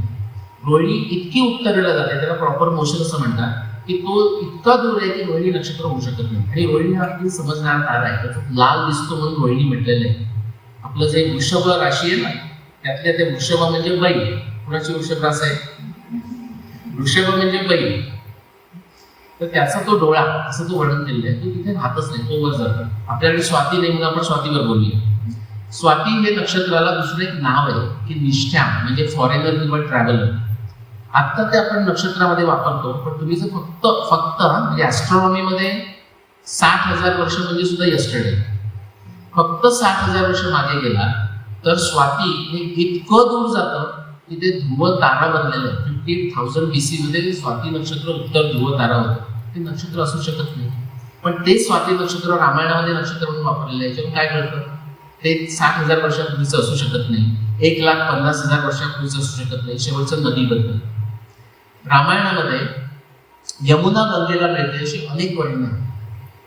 आता यमुना गंगेला केव्हा मिळायला लागली हे जर आपण जिओलॉजी, जिओफिजिक्स, जिओकेमिस्ट्री, हायड्रॉलॉजी, मॉर्फोडायनॅमिक्स, रिव्हर्स या 5 शास्त्रांना विचारलं तर त्याचं कन्सिस्टंट उत्तर असं येतं की मागच्या 50,000 वर्षापूर्वी यमुनेचा प्रवाह बदलायला लागला आणि 50,000 आणि 40,000 वर्ष या दरम्यान यमुना गंगेला मिळाली.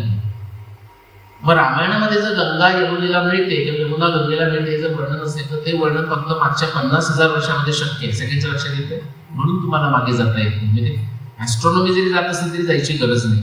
आणखी एक सांगतो, कोण म्हणतील मग जरा प्लीज 12,000 BCचं 28-26 करून करता का माझ्याकरता, असं म्हणतील. कारण यमुना तर जमतीये, बाकीची जमताय. नाही, तसं नाही आहे. सतलज नदी, त्याचं नाव शतुद्री असं वर्णन आहे, ती पूर्वी सतलज खाली दक्षिणेला येत असे आणि पूर्वेकडून यमुना येत असे आणि मध्य कुरुक्षेत्र त्या नद्या हे मिळून मोठी सरस्वती ऋग्वेदातली बनत असे. यमुना पार 50,000 वर्षापूर्वी गंगेला निघाली, बाजूला गेली, आणि सतलज ही नदी रोपर किंवा रूपनगर आता पंजाबमध्ये झाला आहे, म्हणजे अगदी खाली स्ट्रेट येणारी 90 डिग्रीमध्ये वळून पश्चिमेला व्हायला लागली.